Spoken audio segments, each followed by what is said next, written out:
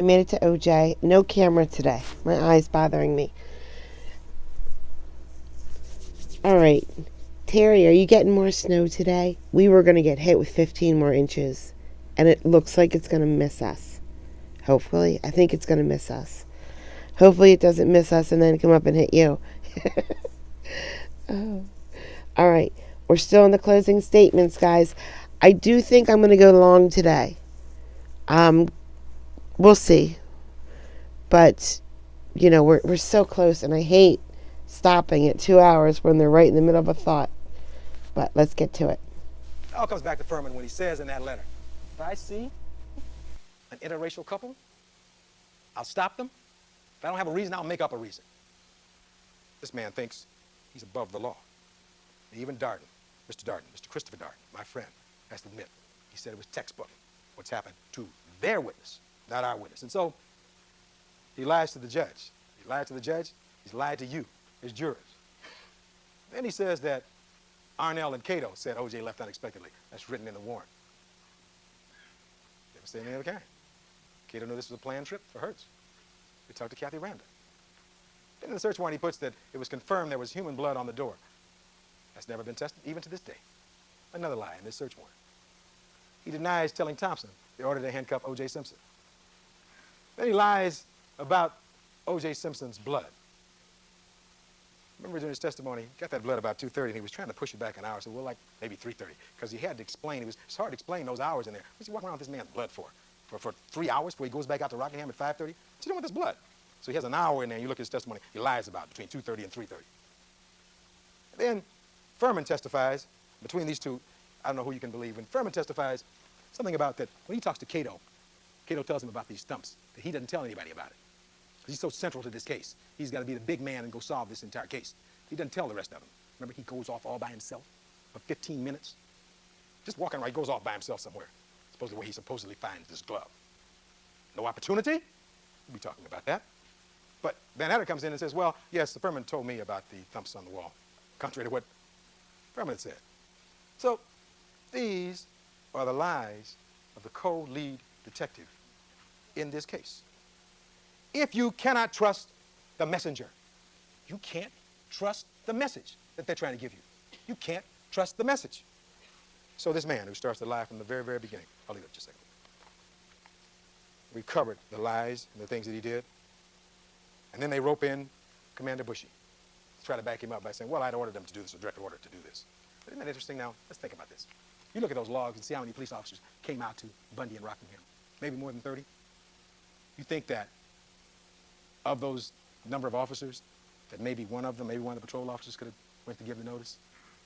It took all 4 detectives, all 4 LAPD experienced detectives to leave the bodies. They had notified the coroners. They didn't have a criminalist to go over to notify OJ Simpson. Who's fooling who here? This is preposterous. They're lying. Let's try to get over that wall, to get in that house. If you don't believe so, you're talking about saving lives? Remember what Arnell said. First of all, they all make this big mistake.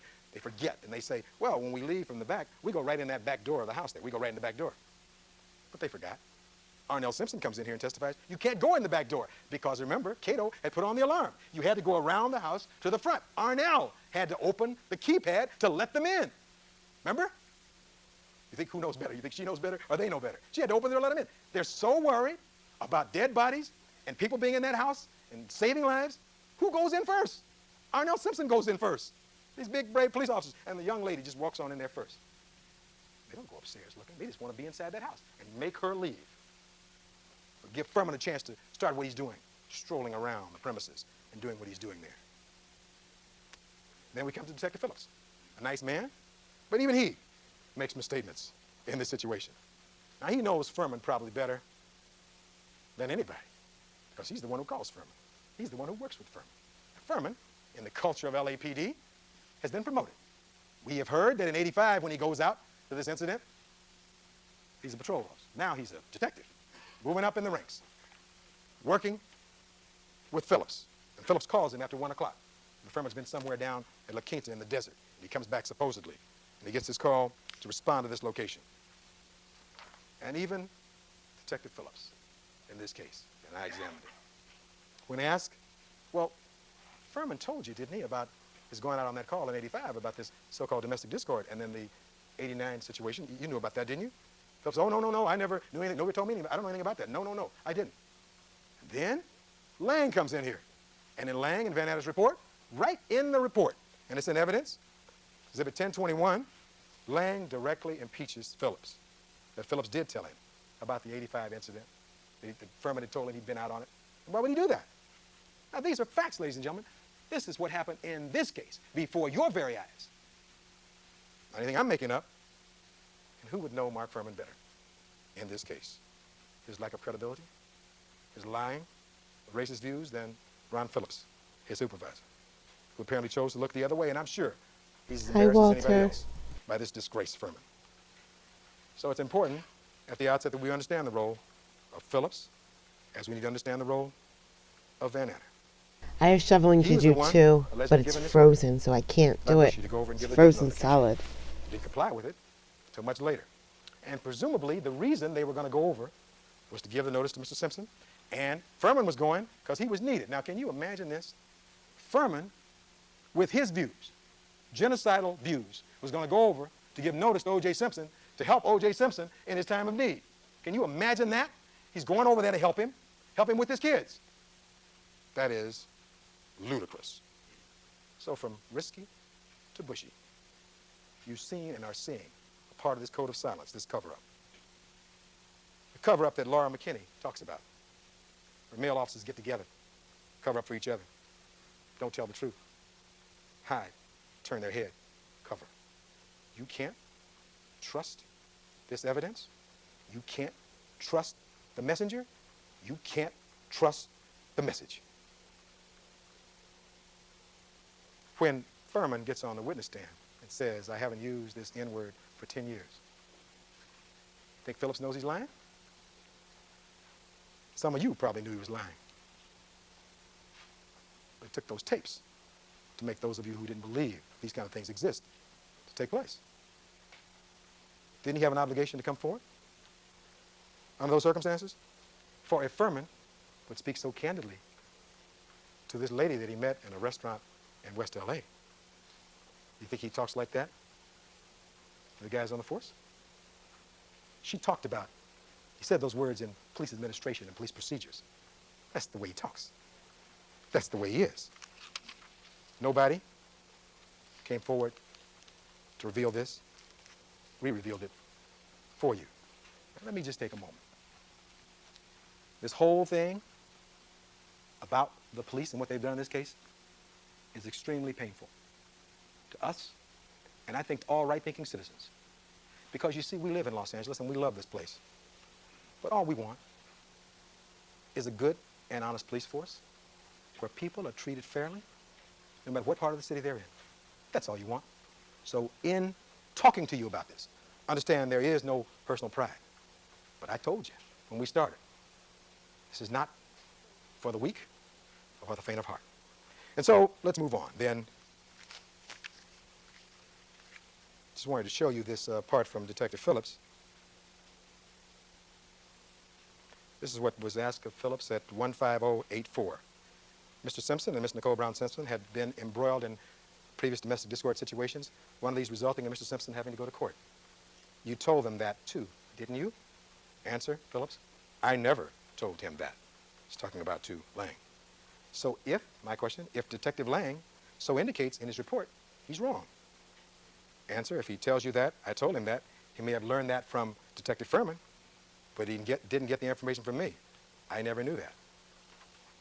Then when Lang came in, I asked him the question about the same area. I asked Lang this question. So let's look at it together. Does that report indicate that Phillips stated that victim Brown was the ex-wife of OJ Simpson, the well-known athlete actor? Answer, yes, it does. And does it say, additionally, Phillips stated that Mr. Simpson and victim one had been embroiled in previous domestic violence situations, one of which resulted in the arrest of Mr. Simpson? Does that report say that? Yes, it does. And he goes on to talk about, Phillips told you that, didn't he? And he goes on and says, but he told you this before you went over to Rockingham. Isn't that correct? Answer, yes. And so even Phillips was then impeached. And then Phillips tried as best he could to be a team player, which seems as though they got together, and Mr. Clark tried to make a big thing out of this, but here's how he described Mr. OJ Simpson when he told him that Mr. Nicole Brown Simpson had been found dead. What do you mean she's been killed? Oh my God, Nicole is dead. Do you recall that testimony? Yes. What do you mean she's been killed? Oh my God, Nicole is dead. Now, is that a question or is that a question? What do you mean she's been killed? They want to make something, I mean, is that preposterous? And then he goes on to say, he became upset and made that statement. Then he continued to be upset, continued to talk on the phone to himself. It took me several seconds to get him to talk to me again, to have him listen to me. And he seemed very upset. Now, these prosecutors would tell you, oh boy, that's something unusual about that. Find anything unusual about that? What do you think? He just kept repeating over and over again that Nicole had been killed. Eventually, when I got his attention again, is when I mentioned the children. You have to remember, this conversation took place very quickly. He was talking, and I was talking, and everybody was a little excited. That's what Philip said. And so, again, what I hope that I've done here is to let you share exactly what the testimony was. Then I asked Arnell about it. She said he was very upset. He was crying. He was saying, Arnell, I don't understand. He was very upset, emotional. Have you ever, at any time in your then 25 years, heard your father sound like that? Answer, no. She says he was upset, distraught, emotional. Then she describes him on that evening after he comes back from Chicago. He was seated with my grandmother, my Aunt Shirley, Bob Kardashian was there, family and friends. Some of his friends were coming and going. This was in the family room. Now, with regard to his demeanor and how he appeared, describe again for the jury how he appeared before he left the room to go to some other place. How did he appear to you then? He was just very upset. He was crying off and on. We were watching the news, and he kept talking to the TV saying, you know, I can't believe this, I can't believe this. In shock, upset, and disbelief. And I've read the other part for you about the police officers going in the back door, but she describes how they walk around and she opens the alarm. She's the one that went in and let the police in, and she's the one who walked in first. And then even Tom Lang. It's a personal favorite of mine, but in his instance, I think there are probably more mistakes than anything else. Human foibles, and he seems to be quite different than some of the others. But he told us how he took these tennis shoes that OJ Simpson told him he was wearing. And I said, what'd you do with those tennis shoes? He said, well, I took the tennis shoes and I put them in the trunk of my car. I was going to take them home for the night because it was too late to book them. Then we looked at this video. And the tennis shoes he got, remember, he put the tennis shoes in the front seat with him. Maybe he stopped halfway up the road on the freeway and put them in the trunk. But that's not what he did then. Then he was part of the group who says OJ was not a suspect. Turns his head, perhaps. Maybe that's his partner. She knows he wasn't involved in this whole debacle with these Fiato brothers and Agent Wax. He wasn't involved. He's smarter. He wouldn't let that happen. And you know what? It's interesting because it's his case. That's his case that they're working on. You see him come running in here, trying to cover for anybody. He didn't do that, to his credit. And then we come, before we end today, to Detective Mark Furman.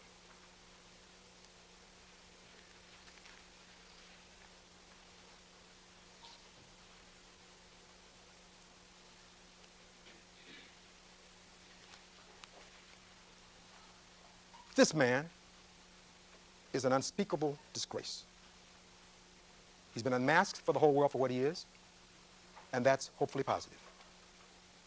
His misdeeds go far beyond this case because he bespeaks a culture that's not tolerable in America.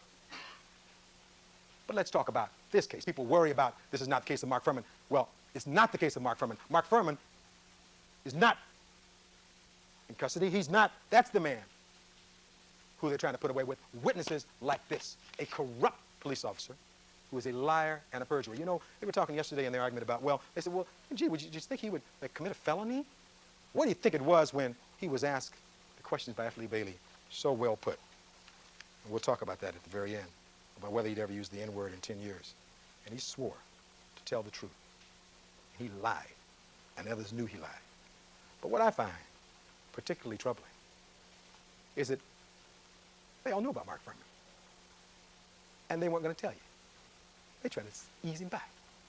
Of all the witnesses who've testified in this case, how many were taken up to the grand jury room where they have this prep session? They ask him all these questions. Ms. Clark, and I went back and I read again her introduction of Mark Furman. How many witnesses did they do that with? Well, they took him up there and they prepared him for this because, you see, they knew about the Kathleen Bell letter, but she didn't fit. She didn't fit in what they wanted. They didn't want her. They'd rather malign her and believe this lying police officer. So they knew. Make no mistake about it. And so, when they try to prepare him, talk to him, and get him ready, and make him seem like a choir boy, make him come in here and raise his right hand as though he's going to tell you the truth and give you a true story here. Knew he was a liar and a racist.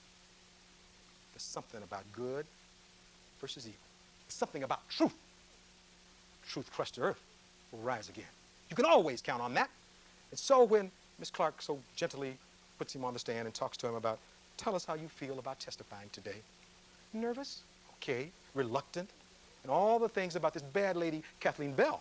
They brought it out at the beginning. This bad Kathleen Bell saying all these mean things about you. Oh, and you don't know her even, do you? We asked you to look at her on the Larry King show, and you didn't recognize her. You don't know her. Oh, well, it's just terrible, all these bad things are happening to you, Detective Furman. Go back and you look at your notes of how the testimony was as they tried to bring him in here and pass him off. These things were all happening. Kathleen Bell letter was in 85 and 86. Same time he went out to OJ Simpson's house in 85. They want to talk so much about. What they're talking about is not even relevant. What we're talking about now is what happened in this case. And so, after having made all these denials and been adopted and accepted by the prosecution and put him on the stand, and you saw it. It was sickening. And then, my colleague Lee Bailey, who can't be with us today, but God bless him wherever he is, did his cross-examination of this individual. And he asked some interesting questions. Some of you probably wonder, what do you wonder he's asking that? He asked this man whether or not he'd ever met Kathleen Bell. Of course, he lied about that. Never met this woman. I don't recognize her. I don't know her. Gee, I don't know anything about that. Boy, and he sounded really convincing, didn't he? He says, quote, I do not recognize this woman as anybody I have ever met. That's what he says. Then Bailey says, have you used that word, referring to the N-word, in the past 10 years? Not that I recall, no. You mean if you call someone a nigger, you have forgotten it? I'm not sure I can answer the question the way it's phrased, sir, and they go on. He says, Bailey then pins him down. I want you to assume that perhaps at some time since 1985 or 86, you addressed a member of the African-American race as a nigger. Is it possible that you have forgotten that act on your part? Answer, no, it is not possible. Are you therefore saying that you have not used that word in the past 10 years, Detective Furman? Answer, yes, that is what I'm saying. Question, and you say under oath that you have not addressed any black person as a nigger or spoken about black people as niggers in the past 10 years, Detective Furman? That's what I'm saying, sir. So that anyone who comes to this court and quotes you as using that word in dealing with African Americans would be a liar. Would they not, Detective Furman? Yes, they would. All of them? Correct? All of them. That's what he told you under oath in this case. Did he lie? Did he lie? Did he lie under oath? Did this key prosecution witness lie under oath? And I'm going to end this part and resume with him tomorrow morning. Did he lie? And when they try to tell you he's not important, let's remember this man. This is the man who was off this case shortly after 2 o'clock in the morning, right after he got on it. This is the man who didn't want to be off this case. This is the man, when they're ringing the doorbell at Ashford, who goes for a walk, and he describes how he's strolling. Let me quote him for you. Here's what he says.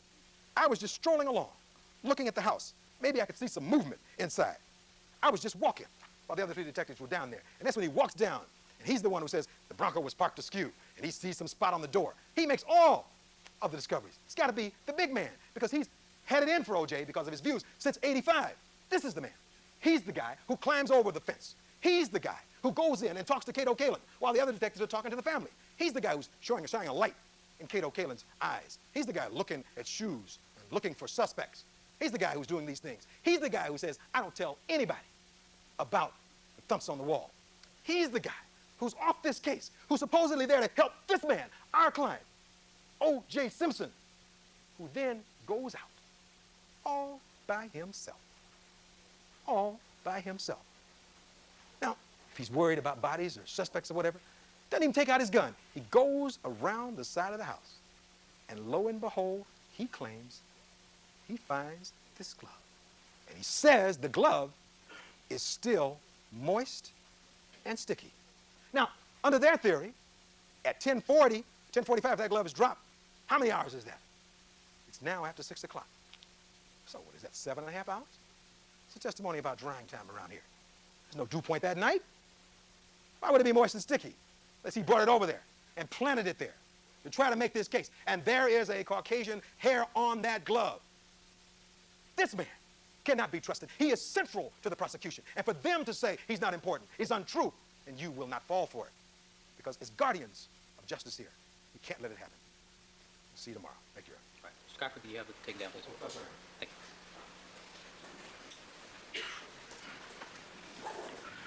All right, ladies and gentlemen, we're going to conclude our evening session at this time. Please remember all my admonitions to you. Do not discuss the case amongst yourselves, form any opinions about the case, conduct any deliberations until the matter has been submitted to you. Do not allow anybody to communicate with you with regard to the case. We'll stand in recess until 9 a.m. tomorrow morning.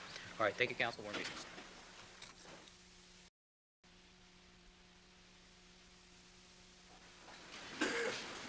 And let the record reflect that we've now been rejoined by all the members of our jury panel. Good morning, ladies and gentlemen.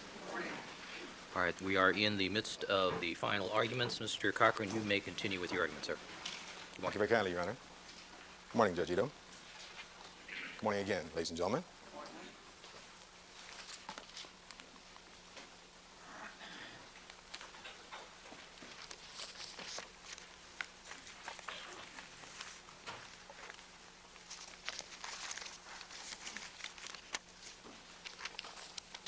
Shut up.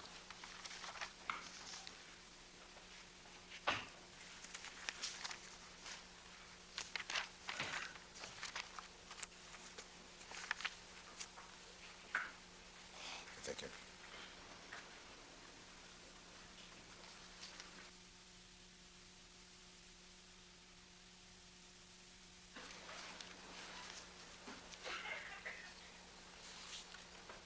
When we concluded last night, ladies and gentlemen, we had discussed a number of things, and I'm sure you have them very much in mind. To summarize some of the things that we talked about and put in perspective, we talked about a police department who from the very beginning was more interested in themselves and their image, and they carried through. We talked about socks that appeared all of a sudden that weren't there, socks where evidence was planted on them. We talked about police officers who lie with impunity, where the oath doesn't mean anything to them. We talked about messengers, where you couldn't trust the message. We talked about gloves that didn't fit, a knit cap that wouldn't make any difference, a prosecution scenario that is unbelievable and unreasonable. In short, we talked about reasonable doubt. We talked about something that's made this country great, that you can be accused in this country of a crime. But that's just an accusation. And when you enter a not guilty plea, since the beginning of the time of this country, since the time of the Magna Carta, that sets the forces in motion, and you have a trial. That's what this has been about. That's why we love what we do. An opportunity to come before people from the community, the consciences of the community. You are the consciences of this community. You set the standards. You tell us what's right and wrong. You set the standards. You use your common sense to do that. Your verdict goes far beyond these doors of this courtroom. As Mr. Darden said, the whole world is watching and waiting for your decision in this case. That's not to put any pressure on you. Just tell you what is really happening out there. So we talked about all those things. Hopefully in a logical way. Hopefully something I said made some sense to you. Hopefully as an advocate, you know my zeal. You know the passion I feel for this. We've all got time invested in this case. But it's just not about winning. It's about what's right. It's about a man's life at stake here. So in voir dire, you promised to take the time that was necessary, and you've more than done that. Remember, I asked you, though, that when you got down to the end of the case, when you kept all your promises about coming here every day and taking these notes and paying attention and, listening to us drone on and on and on, that pretty soon it would be in your hands. And then you couldn't just rush through that, could you? And we tried to make it a little more simple with regard to the issues, but still, we're going to have 12 minds coming together, 12 open minds, 12 unbiased minds to come together on these issues, and you will give it, I'm sure, the importance to which it's entitled. Please don't compromise your principles or your consciences in rendering this decision. Don't rush to judgment. Don't compound what they've already done in this case. Don't rush to judgment. Have a judgment that is well thought out, one that you can believe in. The morning after this verdict, I want you to place yourself the day after you render the verdict. When you get up and you look in the mirror and you're free, you're no longer sequestered. You probably look for each other, but you know, you'll be happy to be home again. But what's important is, look in that mirror and say, have I been true to my oath? Did I do the right thing? Was I naive? Was I timid? Or was I courageous? Did I believe in the Constitution? Did I believe in justice? Did I do my part for integrity and honesty? That's the mission you're on in this journey toward justice. And now, yesterday I touched briefly on some of Mr. Darden's argument, and we talked a little bit about the fact of his contention about motive. We talked about his analogy about a fuse, and I referred to him as Dr. Darden with regard to what he had to say. And I thought I just would summarize briefly this morning a response to what he had to say and what he tried to weave together. As I said, he talked about an incident in 1985, an unfortunate incident between two people who were married. There was no arrest. There was no physical violence. The one incident in 89, the one he's not proud of, the one he wrote those letters about, the one he apologized for and said he was sorry. And there is no physical violence after that. In the 1993 call, the 911 call, you listen to that entire tape. When they cut it off, you'll remember that it's unfortunate when anyone has an argument. But you listen carefully to what Mr. Simpson is arguing about, what he's talking about, and what the discussion is about. Mrs. Simpson mentions the children. And he says, you weren't worried about the children when you were doing so-and-so on the couch. It's pretty graphic, but any man or woman would be upset over what he's talking about on that tape. There was no physical violence. There's no excuse for him kicking the back door. But by the end, you remember what Cato Kalin said and what the police officer said. They resolved this matter. It was an argument. It was loud and raucous, and they moved on. There was no fuse after that. And this was during a time, you'll recall, that in January of 1992, when they first agreed to separate, you don't hear anything about a dispute. When Mr. Cole Brown Simpson moved out, there was not any question about a dispute. When she got this divorce at the end of 92, there was no dispute. They're both dating other people. He's with Paula Barbieri for that like whole year. And then you know it wasn't Mr. Simpson who pursued Mrs. Simpson. It was her who wanted to get back with those kids. You heard Arnell Simpson, and then they agreed. But he put some provisos on that. She couldn't move back in that house. She still kept her own house. Now, who is controlling whom? Who is pursuing whom when he talks about fuse? There is no fuse. They get back together and they try to make it work. It lasts for almost a year. My learned friend has the dates all wrong. It's around Mother's Day when they break up. You remember, there's testimony from Cato Kalin about a pediatric AIDS affair where Paula Barbieri goes with OJ Simpson. It's the early part of May. After Mother's Day, after they break up, with the kids, Sidney and Justin. Now, we know they'd been friends, even when they broke up, they're friends. You know how you know that? Remember the barber, Juanita Moore, nice lady who came in here and talked about OJ Simpson not having dandruff, not having treated hair. She said she came to the house in the first part of May, and there was Nicole there, over at OJ Simpson's house. There's no fuse. Then they go on later that month. They break up, even after being broken up. What does Arnell tell you? That when Nicole gets sick, you know these other people who she may be seeing or whatever, it's OJ taking their soup, trying to help out. Now, you do that for your ex-wife or your ex-boyfriend or whatever. There's no fuse. There's no strings attached to that. He goes on with his life because now he's back with Paula. We've been with the year before, and he didn't. And Miss Clark tried to get Cato Kalin to ask, didn't he take Paula someplace in the summer of 93 when she knew they were now back together? And Cato says, no, I don't think so, because they made this arrangement to date each other exclusively. And that's what happened, you see. And so we get all the way back past May into June, and there is no trigger, there is no fuse, there's nothing going on. The only fuse, the only trigger is in Mr. Darden's mind. The evidence isn't there, and they spent all this time about motive. There is none. They were two people who divorced. The case was settled. They had their homes. They moved on. Christian Reichardt tells you that night he was happier than he'd been for a long time because he got his life together and moved on. And so I just wanted you to put that in perspective. And if that wasn't enough, you look at that video of June 12th and the photograph of him with his daughter, and you see whether or not this is a happy man who's just getting on with his life. So when he rhetorically asked the question, why didn't we call Lenore Walker? I say back to him, why didn't you call Lenore Walker? She had something bad to say about OJ Simpson. It wasn't necessary. It wasn't necessary. It wasn't necessary. As you know, we could be here forever, calling one witness after the other. Sooner or later, you were going to revolt, and I wouldn't blame you. Mr. Darden agrees. We had to cut it off at some point. So I hope that when you look about this so-called board of abuse and they have things about a divorce and things up there, you put this in perspective. Absence of motive tends to establish innocence. That's what the jury instruction says. Evidence of other offenses are introduced for a very limited portion in this case. And the bottom line is, the positive things in this man's life, the good days, far outweigh the bad days. And in your life, in all of our lives, we just hope at the end, when we must ultimately meet our makers, that the good days have outweighed the bad days. And in this marriage, the lasting monuments and memorials to this marriage are these two beautiful children.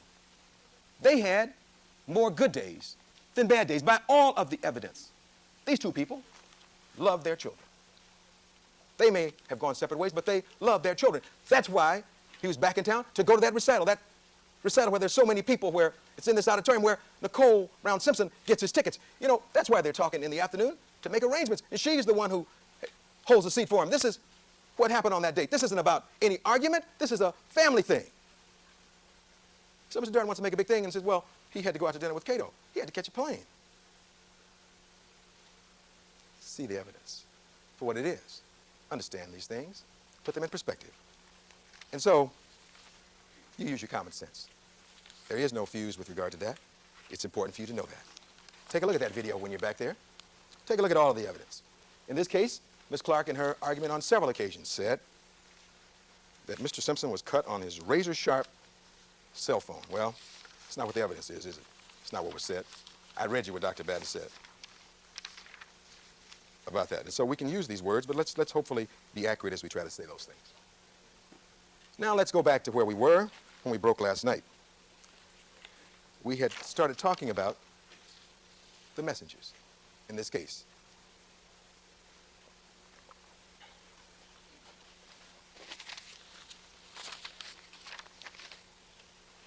We talked briefly about Van Adder and about all of his big lies.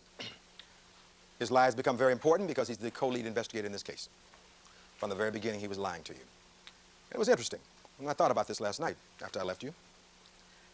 Just about 10 days ago, a week or 10 days ago, Van Adder took that stand again, and you saw him. You had a chance to again observe his demeanor. And you're smart.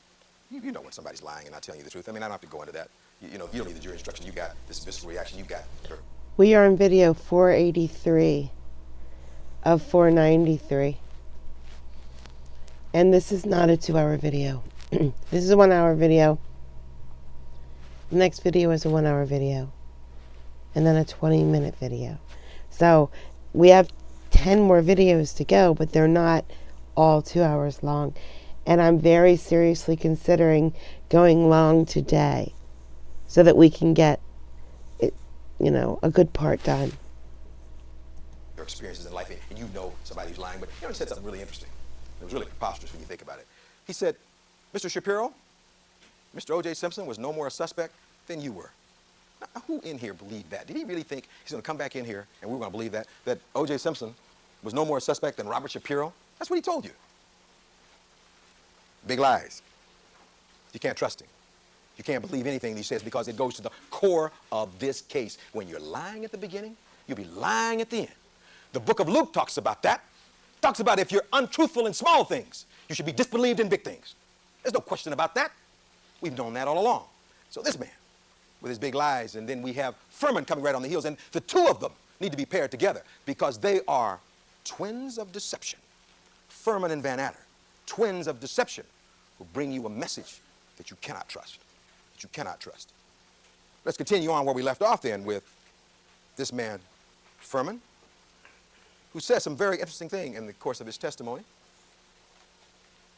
And as we talked about Van Adder's big lies, we have Furman's big lies. The Van Adder, the man who carried the blood. Furman, the man who found the glove. You recall that he was asked, as I read to you yesterday briefly, the question well phrased by Lee Bailey, have you ever used this N-word in 10 years? It went right back to 85. And he picked that 85 date. You know why? Because of the Kathleen Bell letter. Just like they knew about it. Picked that date. So he knew he was lying. Honed in on him. You know, liars can be tricky. And so he was, at that point, trying to pin it down for you. 10 years.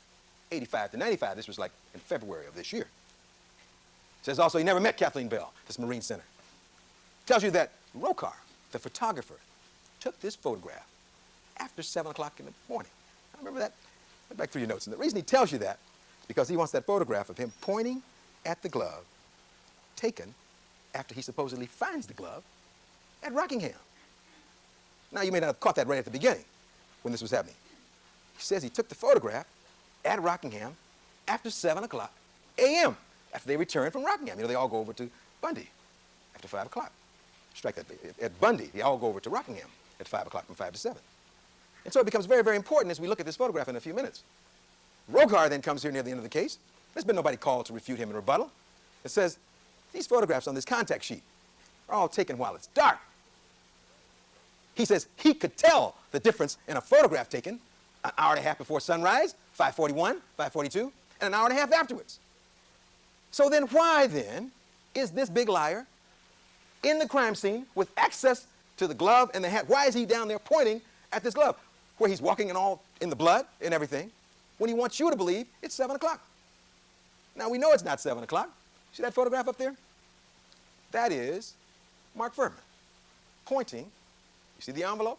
Pointing under this neatly arranged cap and glove supposedly just happened to fall right under that bush in that fashion. That's what you're asked to believe. There he is pointing at it. Well, now, let me tell you why this is important. You recognize Furman. Personification of evil. When he's doing that, he's trying to tell you this is some important piece of evidence here. And I just came back from Rockingham. This matches the glove found over there. That's what he tells you. But he's lying again. He's lying, and that's why he's central to this case, because he hadn't even been to Rockingham at that point, and he's tracking in that blood at that point. And that becomes very important, because you remember he slips up and says, in the Bronco at some point. Did he get in that Bronco? Did he put a bloody footprint in that Bronco? Are his shoes size 12? Talks about in the Bronco. He talks about them. Remember, there was a question he was asked about gloves, and Lee Bailey asked him about, he says, he's talking about gloves, and he says, them. Never explained that. He says, them. Them, does that mean 2 gloves? He said, I saw them. Is that 2 gloves? Why would you say them? He's intelligent enough to come and lie to you. So, that picture, that photograph there, that seals their doom. That seals their doom. This man, who in 85, in his mind, started this. This man, who's asked to go over and help OJ Simpson, to notify him and take care of the kids. This man, this perjurer, this racist, this genocidal racist, this is the man. And he says then, inferentially, he didn't plant the glove. Now we know about these photographs when they were taken. And you look, you'll have that contact sheet, and you'll see the photograph of Mr. Cole Brown Simpson. And the last 2 on this roll, taken at nighttime with the flash at 4:30 or so in the morning. Why else is this important? Because they're going to tell you, he didn't have an opportunity to get the glove or get access to anything. Remember, they brought all these police officers in here, including Lieutenant Spangler, to say, we were just watching Furman the whole time. First of all, you knew that was a lie at the beginning. Why would anybody be necessarily watching him? They're always covering for him anyway. But we knew that wasn't true because when Rokar got there, shortly after 3 o'clock, Rokar goes to that back alley and he sees Risky, who's back there then. Remember, Rokar sees Risky in the back alley. Rokar doesn't even see Furman for like a half hour after he gets there, he says. And all of a sudden, Furman shows up. Where's he been? What's he been doing? And then Risky is out in the front of Bundy there. And Risky testifies about the taking of this photograph. He wants to place the time later, but he said it's before the sun comes up, before daylight. That has to be, because we've stipulated to it, before 5:41. So inadvertently, he corroborates Rokar. But Rokar knows because he took these photographs. Why then, ladies and gentlemen, is he pointing at this glove when he hasn't even been over there? Why then would they try to tell you he doesn't have time at Bundy when he's by himself for this period of time. He's not with any spangler. He's walking around by himself. Why then is he walking in that crime scene, and why does he lie to you and said he didn't have access to the crime scene? Now, these are the facts. These are the facts. I haven't made them up. This is what you heard in this case. This is what we've proven. Some of it came in late. Some of it came in early. But our job here is to piece this together so that you can then see this. So when he refers to the gloves as them, that's never been cleared up for you, and it can't. It's a Freudian slip. When he talks about in the Bronco, and there was a dispute, well, did he really say that? Remember, the tape was played, the preliminary hearing, and his voice was heard saying, in the Bronco. You can see all these things. He's strolling down to Rockingham. The big man, figuring a way to do this, to carry out this plan, this thought he has in his mind since 1985, to make the big score. And so Rokar severely impeaches Furman about these photographs. And once again, these photographs speak 1,000 words. Concluding about Risky, he said on cross-examination that the photograph pointing at the glove was taken at least 40 minutes before daylight. The sun rose at 5:41, maybe a little bit late, but it was before daylight. And so we know that. That's now clear. Why did they then all try to cover for this man, Furman? Why would this man, who is not only Los Angeles' worst nightmare, but America's worst nightmare, why would they all turn their heads and try to cover for him? Why would you do that if you're sworn to uphold the law? There is something about corruption. There's something about a rotten apple that will ultimately infect the entire barrel. Because if the others don't have the courage that we've asked you to have in this case, people sit silently by. We live in a society where many people are apathetic. They don't want to get involved. And that's why all of us, to a person in this courtroom, have thanked you from the bottom of our hearts. Because you know what? You haven't been apathetic. You're the ones who made a commitment toward justice. And it's a painful commitment, but you got to see it through. Your commitment, your courage, is much greater than these police officers. This man could have been off the force long ago if they'd done their job, but they didn't do their job. People looked the other way. People didn't have the courage. One of the things that has made this country so great is people's willingness to stand up and say, that's wrong. I'm not going to be part of it. I'm not going to be part of the cover-up. That's what I'm asking you to do. Stop this cover-up. Stop this cover-up. If you don't stop it, then who? You think the police department's going to stop it? You think the DA's office is going to stop it? You think we can stop it by ourselves? It has to be stopped by you. And you know, they talked about Furman. They talked about him in derisive tones now. And that's very fashionable now, isn't it? Everybody wants to beat up on Furman, the favorite whipping boy in America. I tell you, I don't take any delight in that. Because you know, before this trial started, if you grow up in this country, you know there are Furmans out there. You learn early on in your life that you're not going to be naive, that you love your country, but you know it's not perfect. So you understand that. So it's no surprise to me. But I don't take any pride in it. But for some of you, you're finding out the other side of life. You're finding out. That's why this case is so instructive. You're finding out about the other side of life. That things aren't always as they seem. It's not just rhetoric. It's the actions of people. It's the lack of courage and it's the lack of integrity at high places. That's what we're talking about here. Credibility doesn't attach to a title or a position. It attaches to the person. So the person who may have a job where he makes $2 an hour can have more integrity than the highest person. It's something from within. It's in your heart. It's what the Lord has put there. That's what we're talking about in this case. And so why don't they speak out? Why do they take him to their breast? Compare how our prosecutors treat Furman as opposed to Cato Kalin. Look at how they treated Mark Partridge as opposed to Cato Kalin. Look at how they embraced him. And now they want to distance themselves. These same people say, oh, he's not important. But the Rokar photograph puts the lie to that. He is very important. And what becomes so important when we talk about these two twin demons of evil, Van Adder and Furman, is the jury instruction, which you know about now. And it says essentially that a witness willfully false, I think Mr. Douglas is going to put that up for us. A witness willfully false in one material part of his or her testimony is to be distrusted in others. You may reject the whole testimony of a witness who willfully has testified falsely to a material point unless from all the evidence you believe the probability of truth favors his or her testimony in other particulars. Why is this instruction so important? We got the bullet points up there. First of all, both prosecutors have now agreed that we have convinced them, beyond a reasonable doubt, by the way, that he's a lying, perjuring, genocidal racist. And he's testified willfully false in this case on a number of scores. That's what his big lies tell you. And when you go back in the jury room, some of you may want to say that, well, gee, you know, boys will be boys. This is just like police talk. This is the way they talk. That's not acceptable as the consciences of this community. If you adopt that attitude, that's why we have this. Because nobody has had the courage to say it's wrong. You are empowered to say we're not going to take that anymore. I'm sure you'll do the right thing about that. So that what you then, it seems to me, must do is you have the authority. You may reject the whole testimony. You can then wipe out everything that Furman told you, including the glove and all the things he recovered in the glove. That's why they're so worried. That's why when people say Furman is not central, they're wearing blinders. They've lost their objectivity. They don't understand what they're talking about. It's embarrassing for learned people to say that, but they're entitled to their opinions, but we're going to speak the truth in a courtroom. You are supposed to speak the truth. A witness who walks through those doors, who raises his or her hand, swears to tell the truth. You've heard lie after lie after lie that's been exposed. And when a witness lies in a material part of his testimony, you can wipe out all of his testimony as a judge of the facts.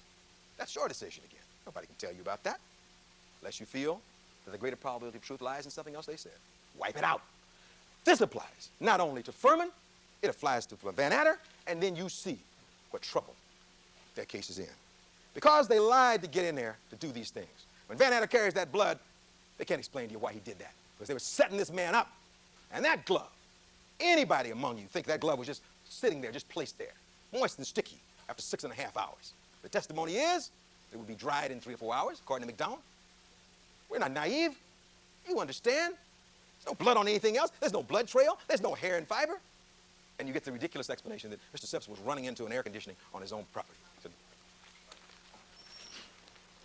Anybody else?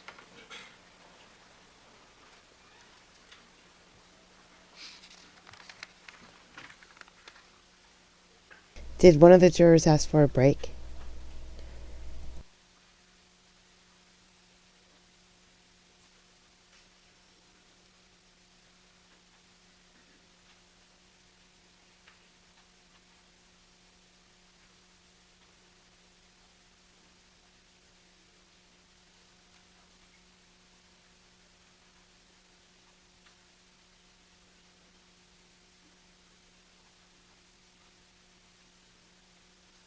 Hi, Cosmic.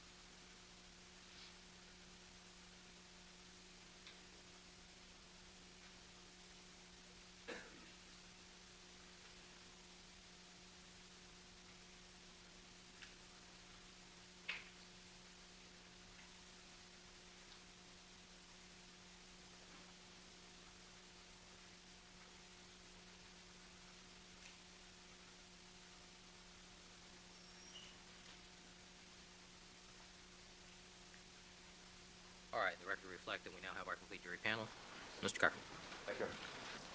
Nice time, my brother.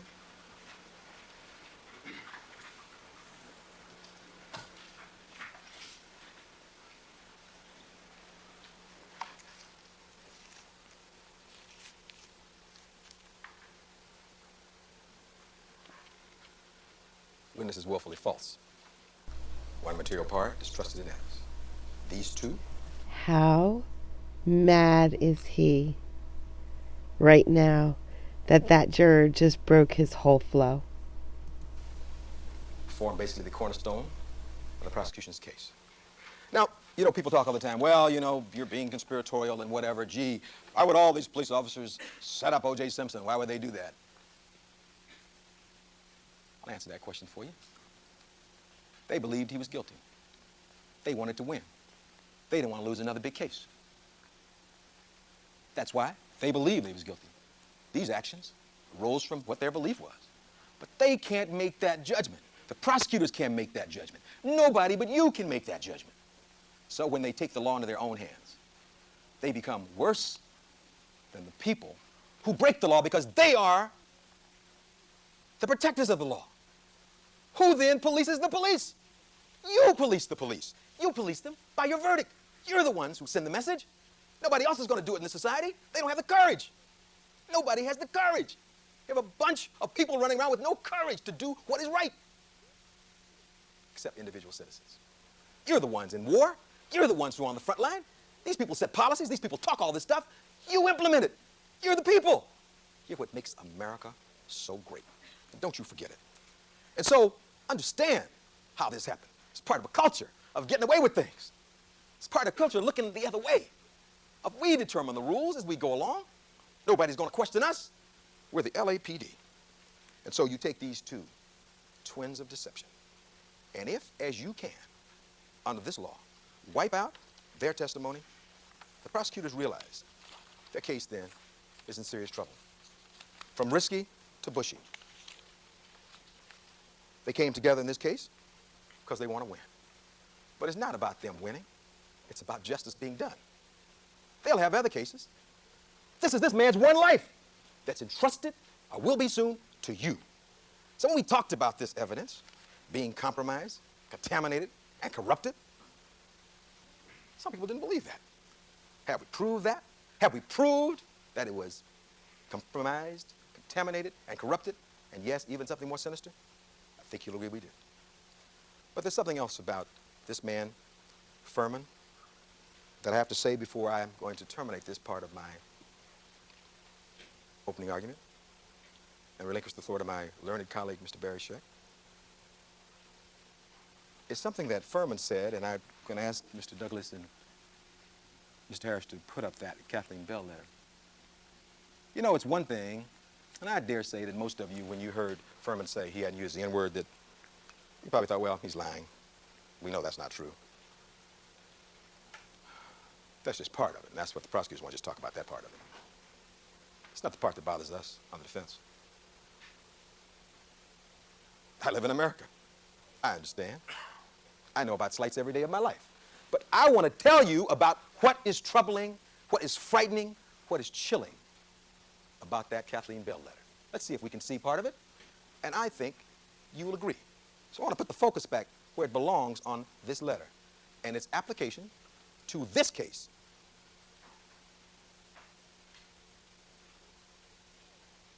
You'll recall that God is good, and he always brings you a way to see light when there's a lot of darkness around. And just through chance, this lady had tried to reach Shapiro's office, couldn't reach it. And in July of 1994, she sent this fax to my office, and my good, loyal, and wonderful staff got that letter to me early on. And this was one you just couldn't pass up. You get a lot of letters, but you couldn't pass this one up because she said some interesting things. And she wasn't a fan of OJ Simpson. What did she say? I'm writing to you in regards to a story I saw on the news last night. I thought it ridiculous that the Simpson defense team would even suggest that there might be racial motivation involved in the trial against Mr. Simpson. Yes, there are a lot of people out there who thought that at that time. And you know, you can't fault people for being naive. But once they know, if they continue to be naive, then you can fault them. That's what it is, and that's why this case is important. Don't ever say again in this county or in this country that you don't know things like this exist. Don't pretend to be naive anymore. Don't turn your heads. Stand up. Show some integrity. And so I then glanced up at the television and was quite shocked to see that Officer Furman was a man that I've had the misfortune of meeting. You may have received a message from your answering service last night that I called to say Mr. Furman may be more of a racist than you could even imagine. I doubt that, but at any rate, it was something that got my attention. Between 1985 and 1986, I worked as a real estate agent in Redondo Beach for Century 21 Bob Maher Realty, now out of business. At the time, my office was located above a Marine recruiting center off of Pacific Coast Highway. On occasion, I would stop in to say hello to the 2 Marines working there. I saw Mr. Furman there a couple of times. I remember him distinctly because of his height and build. You know, he's tall. While speaking to the men, I learned that Mr. Furman was a police officer in Westwood. Isn't that interesting? Just exactly the place where Laura McKinney met him. And I don't know if he was telling the truth, but he said that he'd been in the special division of the Marines. I don't know how the subject was raised. But Officer Furman said that when he sees a nigger, as he called it, driving with a white woman, he would pull them over. Sorry, guys. I asked, what if he didn't have a reason? And he said that he would find one. I looked at the 2 Marines to see if they knew he was joking, but it became obvious to me that he was very serious. Now, let me just stop at this point. Let's back it up a minute, Mr. Harris. Pull it back down, please. If he sees an African American with a white woman, he would stop him. If he didn't have a reason, he'd find one or make up one. This man will lie to set you up. That's what he's saying there. He will do anything to set you up because of the hatred he has in his heart. A racist is somebody who has power over you, who can do something to you. People can have views, but keep them to themselves. But when they have power over you, that's when racism becomes insidious. That's what we're talking about here. He has power. A police officer in the street, a patrol officer, is the single most powerful figure in the criminal justice system. He can take your life. Unlike the Supreme Court, you don't have to go through all these appeals. He can do it right there and justify it. And that's why this has to be rooted out in the LAPD and every place else. Make up a reason. Because he made a judgment. That's what happened in this case. They made a judgment. Everything else after that was going to point toward OJ Simpson. They didn't want to look at anybody else. Mr. Darden asked, who did this crime? That's their job as the police. We've been hampered. They turned down our offers for help. But that's the prosecution's job. The judge says, we don't have that job. The law says that. We'd love to help do that. Who do you think wants to find these murderers more than Mr. Simpson? But that's not our job. It's their job. And when they don't talk to anybody else, when they rush to judgment in their obsession to win, that's why this became a problem. This man had the power to carry out his racist views. And that's what's so troubling. Let's move on. Making up a reason. That's troubling. That's frightening. That's chilling. But if that wasn't enough, the thing that really gets you, she goes on to say, Officer Furman went on to say that he would like nothing more than to see all niggers gathered together and killed. He said something about burning them or bombing them. I was too shaken to remember the exact words he used. However, I do remember that what he said was probably the most horrible thing I'd ever heard someone say. What frightened me even more was that he was a police officer. Slime ball. Sworn to uphold the law. And now we have it. There was another man not too long ago in the world who had those same views, who wanted to burn people, who had racist views and ultimately had power over people in his country. People didn't care. People said he's just crazy, he's just a half-baked painter. They didn't do anything about it. This man, this scourge, became one of the worst people in the history of this world, Adolf Hitler, because people didn't care, didn't try to stop him. He had the power over his racism and his anti-religionism. Nobody wanted to stop him, and it ended up in World War II, the conduct of this man. And so, Furman, to take all black people now and burn them or bomb them. That's genocidal racism. Is that ethnic purity? What is that? What is that? We're paying this man's salary to espouse these views. You think he only told Kathleen Bell, whom he just had met? You think he talked to his partners about it? You think his commanders knew about it? You think everybody knew about it and turned their heads and nobody did anything about it? Things happen for a reason in your life. Maybe this is one of the reasons we're all gathered together here this day. 1 year and 2 days after we met. Maybe there's a reason for your purpose. Maybe this is why you were selected. There's something in your background, in your character, that helps you understand this is wrong. Maybe you're the right people at the right time, at the right place to say no more. We're not going to have this. This is wrong. What they've done to our client is wrong. This man, OJ Simpson, is entitled to an acquittal. You cannot believe these people. You can't trust the message. You can't trust the messengers. It is frightening.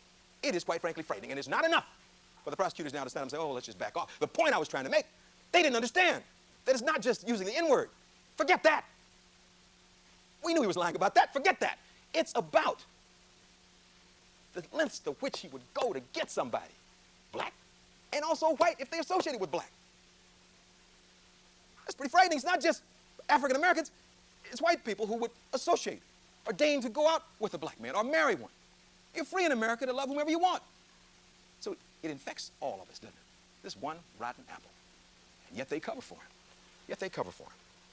And so, how do we do it? And what do we do with regard to this man? Well, we call some witnesses. And you recall these witnesses. And before I talk about these witnesses just briefly, and I'm going to conclude my remarks with regard to them, I indicated to you that by the nature of this case, I'm going to pass the baton to Mr. Barishek. You've been great from the standpoint of listening and watching, and I stayed longer than I planned to, but I hope you agree that some of these things were important. And I'll get one more time to conclude with some concluding remarks after Mr. Sheck finishes. The good news is that Mr. Sheck and I will both hopefully finish today and turn it back over to Ms. Clark, so in a day or so you're going to get this case. You have to hear lawyers talk anymore. It'll be time to hear you talk, time to hear you speak out. And I'll be happy. I'll relax tonight, knowing that soon it's going to be in your hands. We're real comfortable about that, all of us, and you should know that. So please give Mr. Sheck the attention that you've given me, and understand that all parts of this case are very important, and it all ties together, because it's all of the evidence in this case went through that LAPD and that black hole over there, that cesspool of contamination, and you listen to him about what he has to say in that regard. Mr. Darden said that in a textbook fashion, we had impeached Mr. Furman. Well, we thank him for that. We take no pride in that, but that's what did happen. In addition to calling Kathleen Bell where you saw her, and she's not the kind of lady that, you know, looking at it, you probably remember her. Unless, you know, it'd be very interesting. You know he's lying about not knowing her. But this man used these words and these racial epithets so much, he probably can't remember who he said it to. He said it to everybody, whoever came in contact with him. On tape. Can you imagine the gall about that? That you would have these racist views, and yet you would put it on tape. Thank God he put it on tape. And so Kathleen Bell came in here and told you the same things in those letters. You saw her. You observed her. You know she told us the truth. They couldn't mess with her because now we had those tapes. And then there was Natalie Singer. Barely knew this man. He was dating her roommate. This man is an indiscriminate racist. He talks so bad that she didn't want him back in the house. What does he say to her? In her presence, the only good nigga is a dead nigga. Now that, probably all heard that expression sometime in your background or somewhere, or heard somebody say that, and that's tremendously offensive. He just says it in the presence of his partner's girlfriend, like they're going to go on a date. I mean, I hope that in the homes throughout this country, people aren't acting like this. This happened to come to light, but I'd be pretty frightened if I felt that the majority of people in this country acted like this behind closed doors or whatever, because what you do in the dark is going to come to the light. Remember that. That's what this case is about. It came to the light, and just in time to get it to you. So you saw her on the stand. You saw her graphically. Talk about that. You doubt in anybody's mind she's telling you the truth? Any one of you think she's not telling you the truth? And then finally we had Roderick Hodge in this series of witnesses, and Roderick Hodge, intelligent young man, understood something about his rights too. Because after this run-in with Furman and his partner, when he's in the back of the police car, Furman turns around and says to him words that I want you to remember in this case. I told you, I'd get you, nigger. That's what he tells Roderick Hodge. Why is that important? Because from 1985, when he went on that one call involving a Mercedes, that was this man's mindset vis-a-vis OJ Simpson. I'm going to get that guy. And in '89, when he wrote that report, indelibly impressed on his mind, and in '94, he had his chance. Still in West Los Angeles, he had his chance. So Hodge is important because you can espouse all these epithets and talk theoretically about your racism, but when it's directed toward a human being. And I said to him, Mr. Hodge, tell this jury how that made you feel. He said it made me feel angry and upset and frustrated. It was dehumanizing in a free society. But this man, Furman, does it with impunity. And his partner sat there and heard it and didn't report it. There's something rotten about this kind of conduct. And it's gone on too long. And so, that's why he's important. But the capper was finding those tapes. Something that you could hear, lest there be any doubt in anybody's mind. Laura McKinney came in here.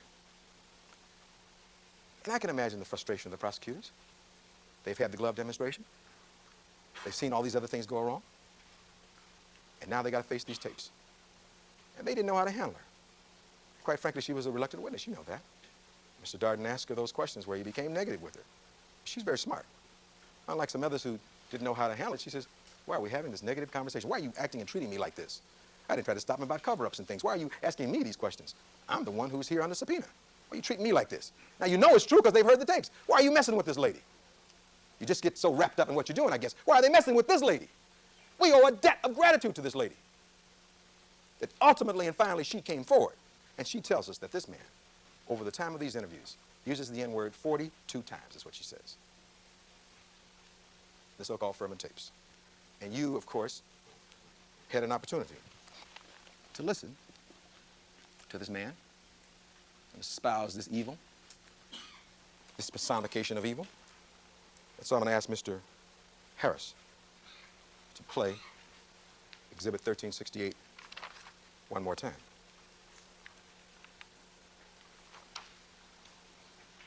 There was a transcript. This was not on tape, the tape had been erased, where he said, "We have no niggers where I grew up."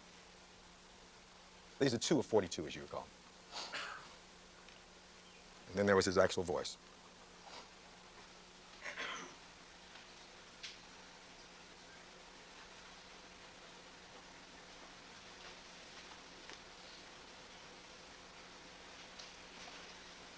This is the word text for what he then says on the tape.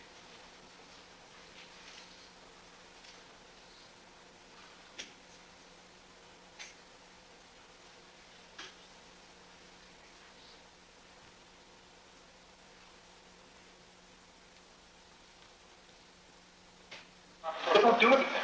They don't go out and get contact from 6 foot 5 and it's going to hurt themselves off the place. Now, you heard that voice. No question whose voice that is. Mr. Darden concedes whose voice that is. They don't do anything.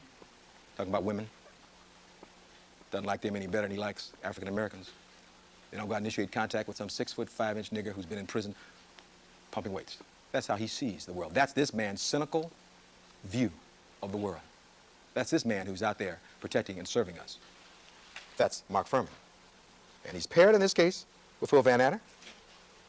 They're both beacons that you look at and look to as the messengers that you must look through and pass. They're both people who've shown that they lie, will lie, did lie on the stand under oath. And you know, one little parenthetical thing, how these people all try to stick together from the standpoint of law enforcement. The FBI agent comes in here and he talks about, when I bring out the fact that he says that Van Adder says they're not there to save lives on cross-examination, he says, well, he says, I think he was being sarcastic, that Van Adder was being sarcastic, or maybe it was a joke. But, you know, when I listened to that, I thought about that and I said, what's the joke? What's the sarcasm? Is the Constitution, this man's rights to be safe and secure in his home, is that the joke? Is that the sarcasm? It's a sad state of affairs. That's the lead detective I'm talking about. These 2 twin devils of deception. And think about them and keep them in mind. Thank you for your attention during this first part of my argument.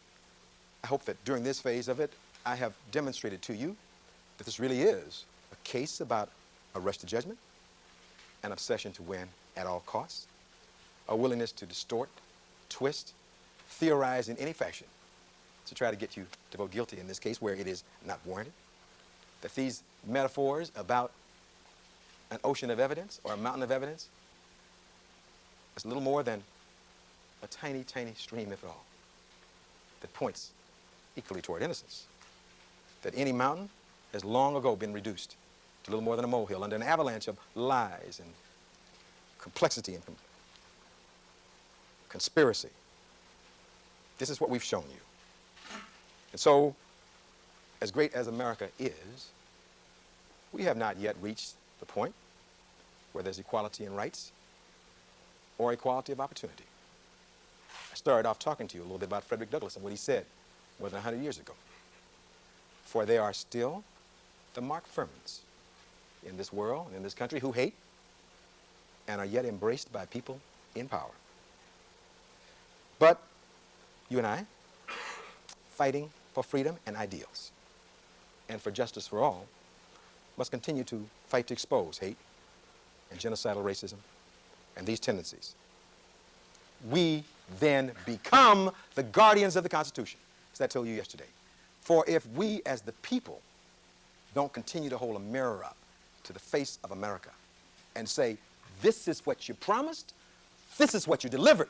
If you don't speak out, if you don't stand up, if you don't do what's right, this kind of conduct will continue on forever.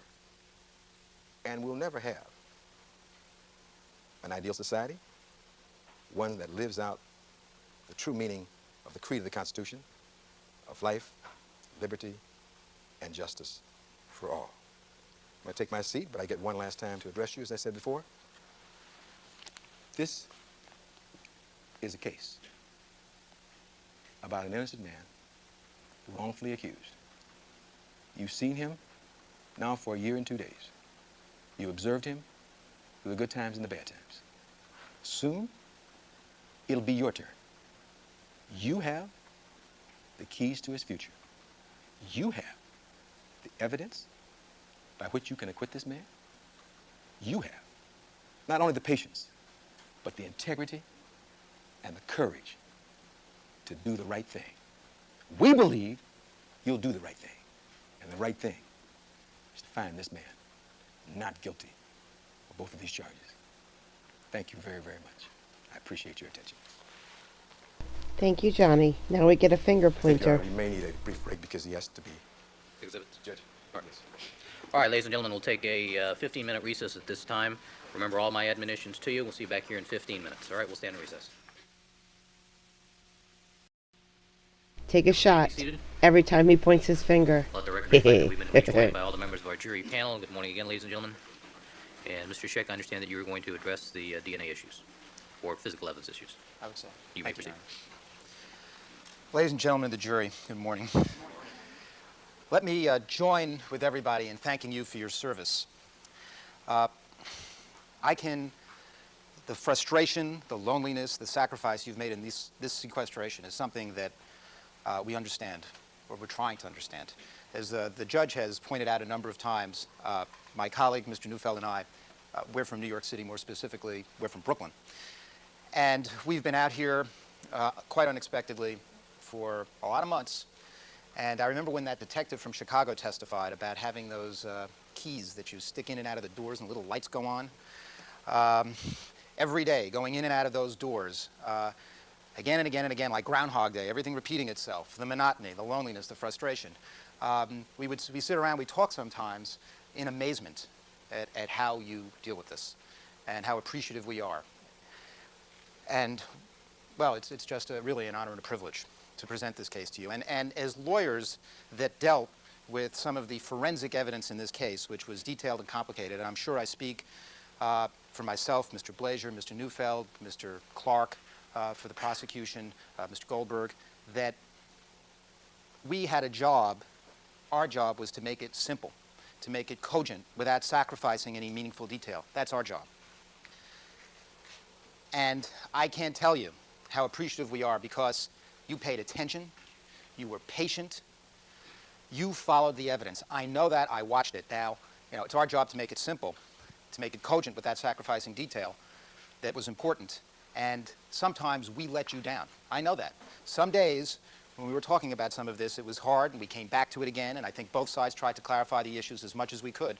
But you never let us down, because those were long days, but you were more than fair with us. I know you followed and paid attention to this evidence. So it is a privilege and honor to have presented that evidence to you. And I must also say that standing before you right now is a terrifying responsibility.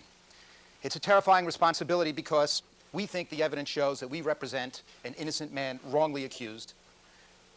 We think the prosecution hasn't come close to meeting its burden of proof in this case beyond a reasonable doubt. And we think that the integrity of this system... I'm sorry, what is this?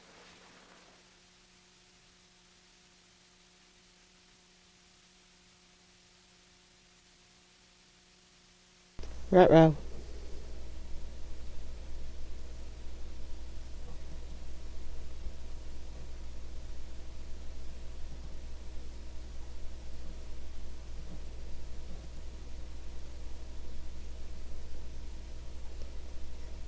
Took a whole 3 minutes for him to get a sidebar. The integrity of this system is at stake. You cannot convict when the core of the prosecution's case is built on perjurious testimony of police officers, unreliable forensic evidence, and manufactured evidence. It is a cancer at the heart of this case, and that's what this evidence shows. When you go through it patiently, when you go through it carefully, when you go through scientifically, logically, that's what the evidence shows. And you cannot convict on that evidence. There are many, many reasonable doubts buried right in the heart of the scientific evidence in this case, and we have demonstrated them. And we don't have to prove them, but the evidence shows it. So, in the words of Dr. Lee, something is wrong. Something is terribly wrong with the evidence in this case. You cannot trust it. It lacks integrity. It cannot be a basis for a verdict of beyond a reasonable doubt. There was a logo that we showed you in the opening statements that we've reproduced here on a board, and you may recall it. It's a black hole. As you recall, it shows the evidence from Bundy, the evidence from Rockingham and the Bronco, the evidence from Mr. Simpson itself, passes through the Los Angeles Police Department, the messengers that Mr. Cochran was talking about, the lab, criminalists, coroner's office, and then it is tested by the FBI, the Department of Justice, and so on. And if you recall in the opening statements, we said contaminated, compromised, and corrupted, integrity of the evidence. Now, the importance of this flow chart is point number one. And you heard Dr. Cotton, Gary Sims, Dr. Gerdes, all the forensic experts told you, with respect certainly to DNA testing, all the testing. If it is contaminated, compromised, or corrupted here, it doesn't matter what the results are by these other testing agencies. Because if it happens within that black hole of LAPD, it doesn't matter how many times you test it. Ms. Clark got up there and said, well, why didn't we hear from Dr. Blake, who, if we didn't have Dr. Blake in this case to be sitting there as the testing was going on while you were already serving on this jury panel, things were being tested. He was up there looking at what they were doing. If we didn't, we wouldn't have even known what was going on in this case. But the point is, by the time it reached the California Department of Justice and Gary Sims, if that evidence, and we've demonstrated, contaminated, compromised, and corrupted, you could do 100 tests. Dr. Blake could test it, Dr. Lee's lab could test it, everybody could test it, and you'd get the same result. So that has not been the issue in this case, and don't be distracted by that. Dr. Terry Speed, you recall him, he gave testimony in this case about error, laboratory error. And he again pointed out, he used that term common mode error. If it happens here, and that's where the evidence is compromised, contaminated, and corrupted, these results are not adding anything.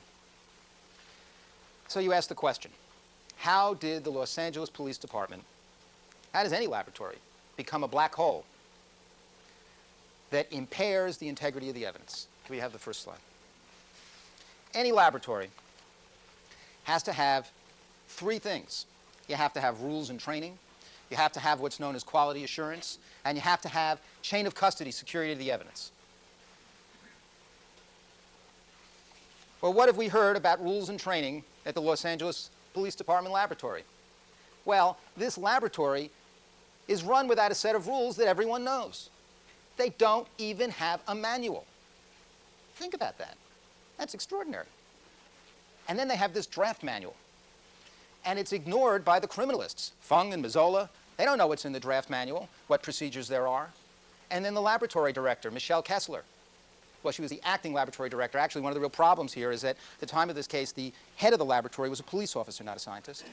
But Michelle Kessler, she had that draft manual on her desk for 4 years, going through it until she says, well, some of this is no good, and they didn't get around to it. So that's how you become a black hole. The testimony is clear in this case. They did not give their criminalists training in state-of-the-art techniques. In particular, of great relevance here, there was no DNA training for the evidence collectors. Now, that's got to be a significant point. Ms. Clark told you in the opening statement that collecting, preserving bloodstain evidence for purposes of DNA testing was as simple as going into your kitchen and cleaning up spillage. Now, we all know that's not true, based on what we've heard in this case. Can we have the next slide, please? Quality assurance. That's a term that's used in bureaucracies, in hospitals, in laboratories, any place where you're trying to deliver service with integrity. What is going on here? There is a failure to document how you collect the evidence. A fundamental duty, as Dr. Lee showed you, remember with that chart? Fundamental duty of a criminalist, to document the evidence. In other words, where it was picked up, how it was picked up, when it was picked up. And we have seen the problems in this case when you can't do that. And you try to reconstruct it later when your memories are gone and you can't do it. Well, that's not done. And failure to document testing is tolerated. Compare the notes at the Department of Justice, Gary Sims and Renee Montgomery, with what you saw from Colin Yamauchi and Dennis Fung. I had to rearrange the notes for Colin Yamauchi, his own notes, when he was on the witness stand, and he goes, that's right. First I took out OJ Simpson's reference sample and made the Fitzgerald card. Then the next thing I did was the glove. And then the next thing I did, all within that 1 hour and 20 minutes, were the Bundy blood drops. I had to reconstruct his notes for him. And then he goes, that's right. That's the way it happened. I guess that's right. I mean, it had to be when you reconstructed it all. But the notes are not there. And that's fundamental for having any integrity whatsoever. There was no serious supervision of these people. That's just clear. You saw it. This lab was not inspected. This lab is not accredited. This lab is not subjected, certainly the DNA, to external blind proficiency testing, which you know is what you need. Dr. Gerdes told you about that. Everybody talked about that. This National Research Council report, DNA Technology and Forensic Science. Can we have the next slide? Now, this is critical. Chain of custody and security. There is absolutely nothing more fundamental to preserving integrity, forensic evidence, than a chain of custody, than having security. You have to know what you're picking up. You have to be able to document it. Otherwise, bad things can happen, and nobody can trace it. In this case, they did not count the swatches when they collected them. They did not count the swatches when they got back to the laboratory and put them in the tubes for drying. They did not count the swatches when they took them out of the tubes and put them in the bindles. We don't know how many swatches they started with. They didn't book the evidence in this case for 3 days. They kept it in the least secure facility, the evidence processing room, for 3 days without being able to track the items. The lead homicide detective in this case, and we've talked about it a little and we'll talk about it some more, is walking around with an unsealed blood vial for 3 hours. It's unheard of. The other lead detective in this case is taking shoes home. Right out of that, this could be critical evidence. The shoes that their suspect was wearing that night, taking it home. Now, you know, it was amazing when Mr. Fung testified, the extent to which, you know, they've lost all track of the rules. At one point I asked him, well, would it have been all right if they took the blood home? And he said, sure, you could put, as long as you put it in the refrigerator overnight. Do you remember that answer? I mean, there's no sense of what has to be done in order to give you reliable evidence, none. Think about the Bronco. They finished doing the collection in the Bronco, and then it's abandoned, literally, for 2 months. There's a box you're supposed to check off, give special care if you're going to collect it for biological evidence. Not checked off. It is sent to Vertels. It is abandoned for 2 months. There are no records of who went in and out of that car. There was a theft. Anybody was allowed in there. And then on August 26th, they're collecting evidence from it. And then finally, and this is, could we have the next board? This is a critical point that I think demonstrates all you need to know about security and chain of custody in this laboratory. The missing lens. The missing lens.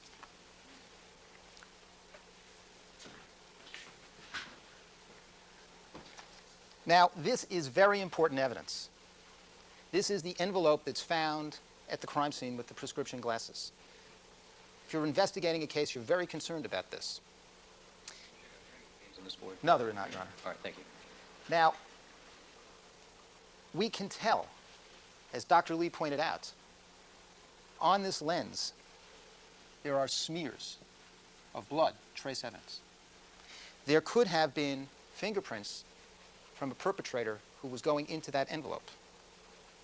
On June 22nd, Dr. Baden and Dr. Wolf got an opportunity just to look at the evidence, not touch or examine or test, just to look. And they saw two lenses there. Made a note of it. February 16th, think about it, that's the first time we got a chance to inspect and just even handle the evidence. You're already sitting here, February 16th, there's something wrong. When we look at it, that lens is gone. There is no report, no record, no investigation of its disappearance. Nobody comes in and tells you what happened. Now that tells you a lot. Did somebody take this from the laboratory as a souvenir? Did somebody walk off with this? How can that be? This is critical evidence in a case. How can that be? It just vanished down this black hole? Now they're going to say, we're Fort Knox. Nobody could get to the evidence in this case with our evidence tracking system. Now, I should just tell you in passing, I'm sure you caught it, that even when it's booked into the evidence control unit and it's supposedly being tracked, they didn't say their computer tracking system was a chain of custody system. It isn't. They'd have all the evidence item in boxes, like the sock and the blood drops, and they'll put them in the serology freezer, and they're in a box there. Then somebody will hit the computer and they can go in, and then they can take any item they want out of that box. It's not tracked by specific items. There is no good security in this system. There's plenty of access if you want to tamper with evidence. If you are authorized personnel, if you are a lead detective, if you are somebody there, it can happen. And the missing lens tells you all you need to know. What is going on here? And if they come back and say, well, maybe Dr. Baden and Wolf are wrong, there was no lens to begin with. Well, that's even weirder, isn't it? What kind of killer takes a souvenir like this? How does that fit in with their theory? The missing lens is a serious problem in this case. Now, the black hole symbolizes something else. You know, science is no better than the methods employed and the people who employ it.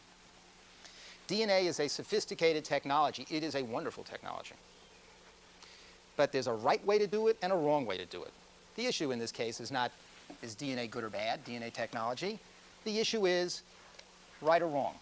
So Ms. Clark gets up here and tells you, well, Dr. Lee said DNA is okay, therefore the DNA evidence in this case is okay. That's ridiculous. Dr. Lee said, right way, wrong way. Dr. Lee is one of the authors of this report. Right way, wrong way. And something else.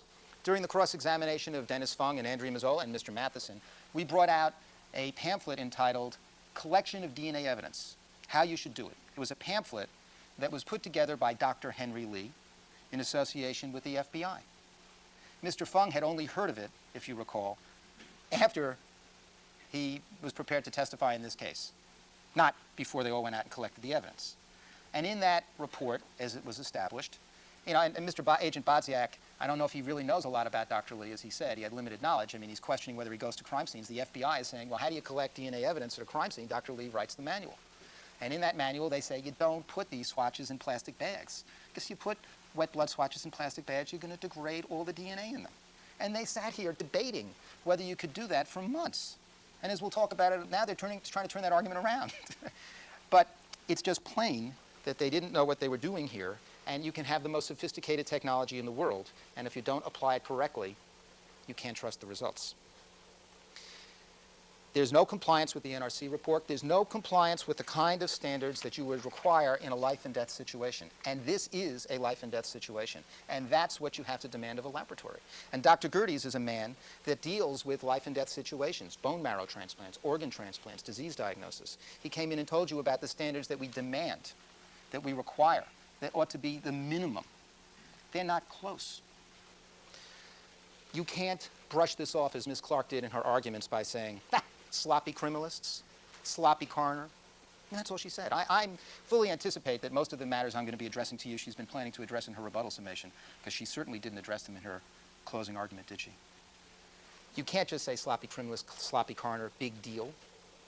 She said DNA. It's an insult to your intelligence, frankly. DNA is used to identify the war dead. Therefore, accept all the evidence in this case. That doesn't answer the question, does it? As a matter of fact, the DNA test she's talking about is something they call mitochondrial DNA test. It has nothing to do with the test in this case. And the war dead has nothing to do with what was going on in this case. Zero. It's not an answer. It's not this case. It's not the techniques. They argue the defense has to prove exactly how, exactly where, exactly when tampering occurred with any of this evidence. That's not our burden. They have to prove to you that this evidence has integrity beyond a reasonable doubt. And you know, when people tamper with evidence, they don't do it on videotape. They try to do it with some stealth. They try to cover their tracks. And as Mr. Cochran's pointed out, and if you think about this evidence, it wouldn't take more than 2 bad police officers to do this. And a lot of people look the other way. Could we have 2.01? Now, the way that I'd like to organize the rest of my remarks for you is a systematic study of the essential facts. And the circumstantial evidence charge in this case talks about, key point, each fact which is essential to complete a set of circumstances necessary to establish the defendant's guilt must be proven beyond a reasonable doubt. Each essential fact. That's what's special about a circumstantial evidence case. For each essential fact, they have to prove it beyond a reasonable doubt. If they fail, if there's a reasonable doubt about an essential fact, you must acquit. Those are the rules. And when you're looking at a piece of circumstantial evidence, if it is susceptible of 2 reasonable interpretations, one points to guilt, one points to innocent, you must adopt the one that points to innocence. Can we have the next chart? So what I propose to do with you today, and I'll try to do it as quickly as I possibly can, is go through what we believe are essential facts. Now, we don't have to prove anything. And we don't have the burden of proof here. And I'm going to confront each and every one of these essential pieces of evidence in this case and raise a reasonable doubt about it, more than a reasonable doubt, many reasonable doubts. But if they fail in one of their essential facts, you have to acquit.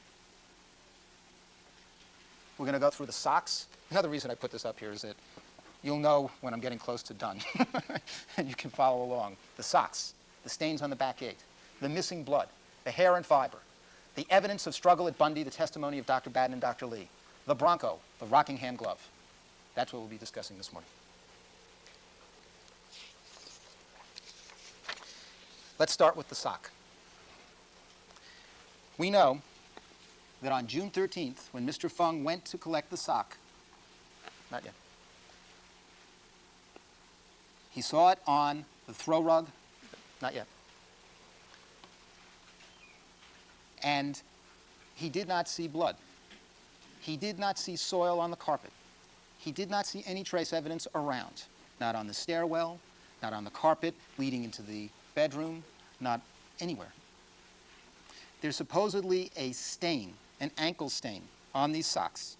You saw it cut out, about 1.5 inches, huh? More DNA in that than anything in this case. Wouldn't that, if it were there, have left a transfer, some specks, something? If they're in a struggle? You have children. I have children. You ever see them go out to play in dirt, like that closed-in area at Bundy? Get into some kind of ruckus, socks come back, they're filthy. Would have to be here if there's anything on them at all. Nothing. Nothing there. Now, Mr. Fung is looking for blood. These socks are the only clothing they take. It's logical as a criminalist, as he admitted on cross-examination, that he would be looking at the ankle area, the one they would look to first because that would be the most likely exposed. He sees nothing. He's running around trying to do testing of anything that looks like blood. No test of the socks. Then, on June 22nd, Dr. Baden and Dr. Wolf are permitted to go to the crime lab. And Michelle Kessler shows them the socks. They see nothing. Now we get to June 29th. This is very interesting. On June 29th, the defense wanted access to samples, split them. And the criminalists, Matheson, Kessler, the head of the laboratory, and Yamauchi, are going through all the evidence in about a 5 or 6 hour period. Right there, they're going through all the evidence to make an assessment of what kind of testing could be performed, of what kind of biological material or blood would be on any of these pieces of evidence to see PCR testing, RFLP testing, how they could be divided. They also, Mr. Yamauchi said, they were literally measuring the size of the swatches and making assessments and making examinations. What piece of evidence at that point is more important to these people than the socks found in Mr. Simpson's bedroom? Wouldn't you look at that?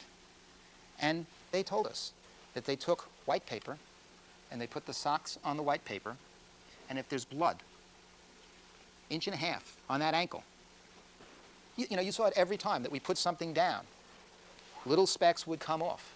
Even when Miss Clark put those gloves on the very first day, we actually had it on white paper, used the plastic gloves, and little pieces of trace fell off. And we actually pulled those together, put them in a separate exhibit, because these kinds of things fall off.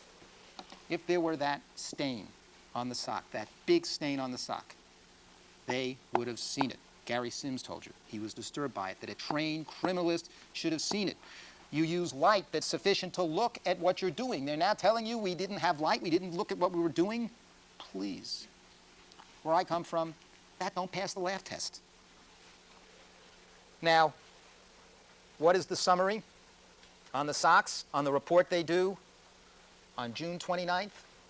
Dress socks, blood search, none observed. None observed. Tells you all you need to know. Or none obvious, I'm sorry. Can't even read that. It's either none observed or none obvious. They have two different phrases, one on the handwritten report, one on the typewritten report. Okay. Then suddenly on August 4th, Mr. Yamauchi can't remember. It was some kind of general inventory. Mr. Matheson might have asked him. He can't remember what the direction was. It wasn't specific to the sock. Somebody said, go look at this stuff. And then, for the first time, they find the stain on the ankle. Now, we have evidence of the wet transfer, going through surface 1, surface 2, through the little holes in the sock to surface 3. It's pretty simple. If there's a leg in those socks, you can't have the transfer. Professor McDonald and Dr. Lee came in, and they showed you the pictures of the little red balls. And I don't think it's even being seriously contested that this is evidence of a wet transfer now. They're not contesting it, really. Can't get it when the leg's in the sock. Their testimony stands unrefuted. There was no bloodstain expert that came in here and said, that's not a wet transfer, Dr. Henry Lee, Professor McDonald. Dr. DeForest didn't show up here. Why? Now, during the course of cross-examination of Dr. Lee and Professor McDonald, the prosecution sent up some hypothetical explanations for this that I'll review with you. And each one of them was rejected by Dr. Lee, Professor McDonald, but Dr. Lee in particular, as I recall, I think they gave him all of them, as highly improbable. Lots of things are possible, but he said these explanations were highly improbable. Number one, the idea that at the time of the killings, there could have been a touch with the finger from a victim of Mr. Colbrand Simpson on the leg, and that it wasn't dry when Mr. Simpson somehow got into that Bronco, came back to Rockingham, avoided Allen Park, ran down the side, left no bloodstains, hit the air conditioner, hit the stucco fence, leaving no trace, somehow came in, all with the bloody clothes, went up the stairs, left no trace of blood, left no trace of soil, left no trace of berries, got into the house, took off the socks, left them there, and then it's still wet. So if it's still wet when he takes off the socks, you get the transfer to surface 3. Well, there's a big problem with that. Then you should have seen something on the carpet if that's what happened. It doesn't make sense. It doesn't fit. Then the next explanation is on August 4th, when Mr. Yamauchi did the pheno test, taking the swab and brushing the stain to see if it were blood, that somehow created wetness that transferred into the third surface. Or, well, Dr. Lee and Dr. McDonald said that doesn't make sense when you look at the stains, because if that brushing had occurred, you would see a diffusion. And you don't see that kind of diffusion, and that's not the way you would do the test anyhow. Just touch it. Couldn't cause that kind of transfer through to surface 3. Highly improbable, said the leading forensic scientists in America. Sweat. Next explanation is going to be sweat. Well, there was a stain from the crime scene, but sweating in the sock, and then the sock is taken off, and then somehow by process of sweat, it transfers to surface 3. Dr. Lee and Dr. McDonald said, ridiculous, highly improbable. You'd see that same diffusion as with the phenotest, and we don't see it. The next explanation. When Mr. Simpson is taking off the socks, he coincidentally has a finger that touches surface 3 opposite the ankle stain. So it's not Nicole Brown Simpson's blood that is on surface 3, it's Mr. Simpson's own blood that he accidentally touched exactly opposite. That's a ridiculous coincidence. That doesn't pass the lab test. That's the other explanation they floated. Then another explanation they tried. They showed Dr. Lee the new picture of the sock. Remember how they were folded up? They said, well, maybe blood of Mr. Simpson's, when you fold the sock over, landed on surface 3 coincidentally opposite the stain when they were bundled up, and that's what created it. Again, rejected as a ridiculous, highly probable coincidence. Now, none of these things make sense. Ms. Clark also said, you know, there's a tiny spatter of Mr. Simpson's, some blood at the top of the socks, Mr. Simpson. She says, well, there's spatter there. Well, you know, Professor McDonald said there's no spatter. Gary Sims doesn't pretend to be a bloodstain expert. Professor McDonald, Dr. Lee, the leading experts in this area. They didn't bring in anybody. It's ridiculous to say there's spatter there. And if it's spatter of OJ Simpson's blood, how does that happen? What, did he bleed so much that created a puddle and spatter on the top of the socks? Nonsense. The point is, every explanation that they're desperately trying to come up with is a highly improbable inference. The most likely and probable inference is the one that is not for the timid or the faint of heart. Somebody played with this evidence, and there's no doubt about it. And you know why there's no doubt about it? Because they got so upset in the opening statement about the socks, about the Batgate, so upset that they sent it to the FBI. And Mr. Harmon wrote them a letter saying, please refute the defense theory that somebody tampered with this evidence. Please refute it. Those were the words. Not exactly an objective way of sending it out. Please test this for EDTA. Please refute what the defense has to say. And Agent Martz never testified in the prosecution's case. And you know why that is? And that's really all you need to know. Because he couldn't refute it.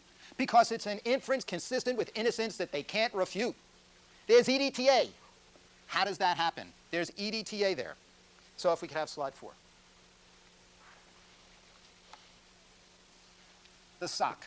No blood on June 13th when it's collected. No blood on June 22nd when Dr. Lee, Dr. Batten, and Dr. Wolf see it. They looked for blood on June 29th on a lab paper with reasonable light. 3 people with 25 years of experience, and they don't see it. Most important piece of evidence, examining it for purposes of court.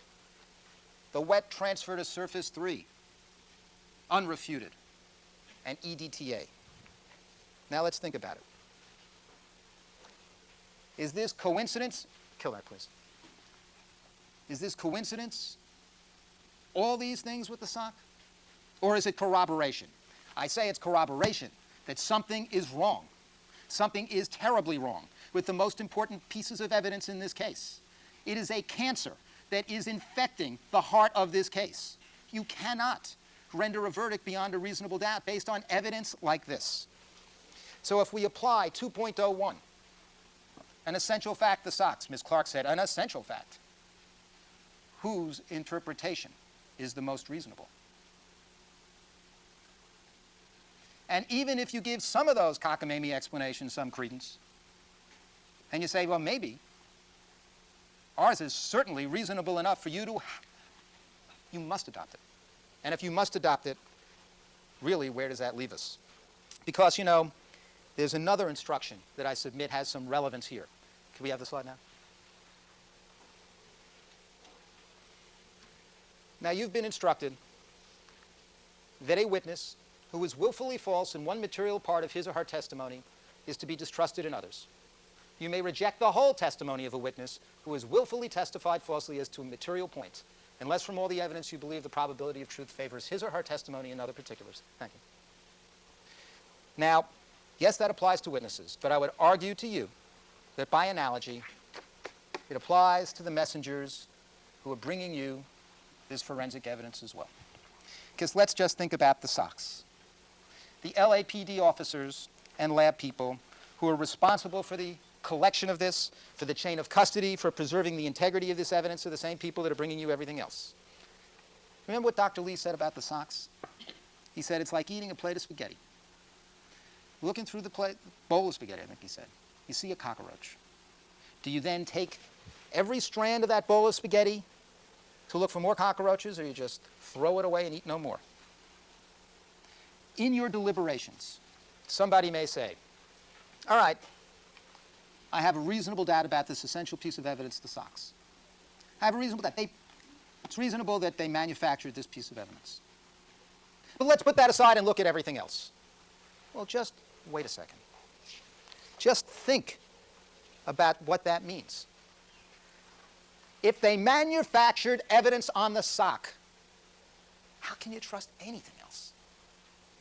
How, in this country, in this democracy, can they come in? There's no doubt Furman's a liar and a genocidal racist. There's no doubt about that. But there's really no doubt either that they played with this sock, is there? And if that can happen, that's a reasonable doubt for this case, period. End of sentence. End of case. It really is true. Not in this country. It's a test of citizenship, not in this country. Now let's go to the back gate. Can we have the next slide? Because you know there's more. There's more of this cancer. We don't have the rest of that? Put it all up. 117, put it all up, Howard.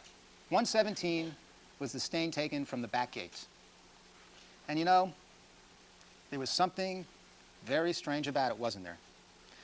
The blood drops at Bundy were degraded and had extremely low DNA concentrations. 117 had enough for an RFLP test.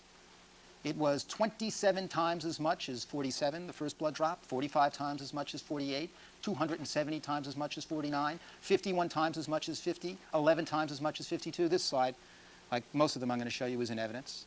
And you know who brought us that testimony? Gary Sims from the Department of Justice. We have the next slide. That's 117, the one on the gate. Do them all.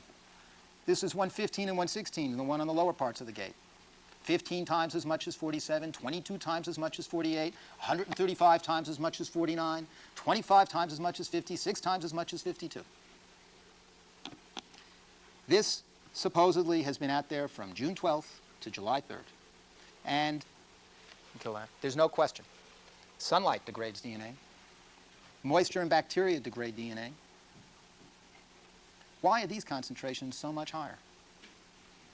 And another point is DNA concentrations, but there's also a separate test, as you've learned, when you look at those yield gels for degradation. These samples are not degraded. How can that be? Nothing. Now, there's something interesting here, too. The prosecution is now saying, well, it's on a different surface than the Bundy blood drops. Bundy blood drops are on cement. This is on a metal gate, painted metal gate. So there's something magical about this that will prevent it from degrading at all in over 3 weeks. Remember, the blood drop number 50 is just a few feet from this bottom portion of the gate that's very, very close to the surface and all the same environmental insults. But you know what proves this argument totally fallacious? And I asked this question of Gary Sims, and you can go back. Remember the blood from the handrail? That was one of the last questions I asked him. It's very curious to me that they've never typed that. They're still testing. Remember the blood on the handrail as you're leading up Bundy. Same kind of surface, totally degraded. Remember the samples from the front gate? There was blood on the front gate. Gary Sims's testimony, no question about that, severely degraded, just like the other samples from Bundy. So those are the same kinds of surfaces. So this explanation, don't pass the laugh test. Well, what's the other explanation that Ms. Clark offered you? Now, this is a whopper. She said, well, it's the plastic bags. I mean, that's rich. They spent weeks trying to deny that putting samples in plastic bags doesn't degrade the DNA. Well, it does. I mean, you know that from the moisture. So now they're saying, on July 3rd, when Fung made this collection, he put these swatches in a plastic bag, but he didn't let them cook as long in a truck as he did on June 12th. It's our own incompetence. That's the explanation. That accounts for these differences. Well, you know, that doesn't work either for a number of reasons. Number one, they were going, as you recall, on a tour of the crime scene. And Fung, apparently right away, all of a sudden, they found this stuff on the back gate. And there's no testimony, zero, as to how long it took Dennis Fung to bring those back to the evidence processing room, or how long he had them in a plastic bag, or what other things they had him doing. There's no testimony that he immediately went back to the lab. He didn't continue with them in the tour, or anything like that. And you know why it's significant that they can't come in here and argue that when they don't present evidence? Because they could have. Because we know that there are records of when you go back into that evidence processing room and get in the door, they could have demonstrated, if they really want to put this argument before you, they could have demonstrated how long it took. Or they could have brought him back here to testify about it. But frankly, if they brought him back here to testify about that explanation so late in the game, you wouldn't have believed him, would you? So they can't use this plastic bag theory, and they can't use that it's a different surface. They can't. It doesn't make sense scientifically. It doesn't fit. So what's going on here? Now, there's another thing. They're going to say, well, you know, Officer Risky, Phillips, I believe, Furman, Rossi, that night when they were entering the premises, the back gate, they had their flashlights. And they were looking up and down, and they think they saw some blood on the back gate. So they all testify to it, so you know it's there. Well, first of all, we know, you've been there, that this gate was rusting. There were all kinds of darknesses, imperfections. There were berries all over there. There's all kinds of discolorations. And what did they really see with their flashlights? It's not clear what they saw with their flashlights. But you know what's very, very interesting is that Lang said to Fung, go look. There's blood on the back gate. You should go look. Or we've heard reports there's blood on the back gate. Now, this is very interesting. Could we put up the diagram? You may remember this. This is the diagram that Fung did of the back gate. Pull back on it. And you'll recall the testimony. These are the numbers you see, 115, 116, all those numbers, right? Those are the photo numbers. You recall how they did the collection? That they put down a photo number, not the evidence item number.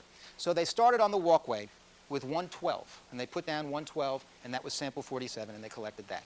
Then they went and they put down number 113, and that was sample 48, and they collected that. Then they went down and they put down 114, and that was sample 49, and they collected that. Then they put down 115, and that was sample 50, and now we're right by the back gate, and they collected that. Now, this is what shows you there was no blood on the back gate. Because at that point, what do? They go to the front gate. They walk all the way back to the front gate where the bloodstain patterns are. That's 116. And then they go back all the way to the end of the driveway and they get the last blood drop, number 52, 117. Why did they go all the way back? I'll tell you why. Because Detective Lang had told Mr. Fung, as he testified, that there was blood on the back gates. And they looked, he'd heard reports of it, and they didn't see any blood on the back gate. So the only blood they saw on a gate was on the front gate. So they went back and collected 116. And you know what else shows you that? Can we have the picture? Where is it, Mr. Fung? They took no pictures of any blood on the back gate 117. There's some discoloration there that may be consistent with 115 if it's blood at all, but there is no 116. So there's no pictures either. Thank you. And what else? What else? What else? There's EDTA on the stains from the back gates.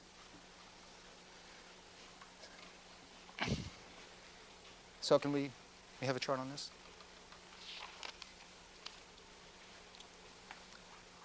Let's look at the back gate. No documentation or photos on June 13th. Discovered on July 3rd. High DNA concentration. No degradation. EDTA. Coincidence or corroboration that something is wrong? Something is terribly wrong. There is a cancer at the heart of this case. This is a reasonable doubt. You put this together with the sock, how many cockroaches do you have to find in the bowl of spaghetti? This isn't made up. This isn't invented. These are facts. No, How sir, could all of this no. be? How can, this is a reasonable interpretation of the evidence based on solid fact. You cannot, on your oath, reject this and say, it never happened. You can't. It's a reasonable doubt. All right. I didn't like the cockroaches in the spaghetti, but in a bowl of spaghetti, how many people eat spaghetti in bowls? Now let's discuss EDTA, because that's obviously an important issue. They asked for the tests to be done after the opening statement, refuted, and they didn't put them on because it doesn't refute. Reasonable interpretation of the evidence that there's EDTA there, consistent with having come from a purple top tube, on the face of it. They didn't put them on. We had a call. But you know, there's a very, very interesting point that you might have missed in Dr. Reeder's testimony when we compare Dr. Reeder's and Agent Mart's. And that is, in January, there was a gentleman named Henkhaus, works with the LAPD Science Division. And they were interested, after the opening statement, in seeing whether or not tests could be performed a method to detect EDTA. Yes, of course. That was a letter with a number of citations on it. Before the testing was done, before they knew he was even going to appear as a defense witness, they reached out to Dr. Frederick Reeders. Why? Because Dr. Frederick Reeders, a PhD, a distinguished teacher, he runs a reference lab outside of Philadelphia, a reference lab. People go to this laboratory when you want to develop toxicology techniques which are specialized and sophisticated, because he is experienced, he is knowledgeable, he is learned.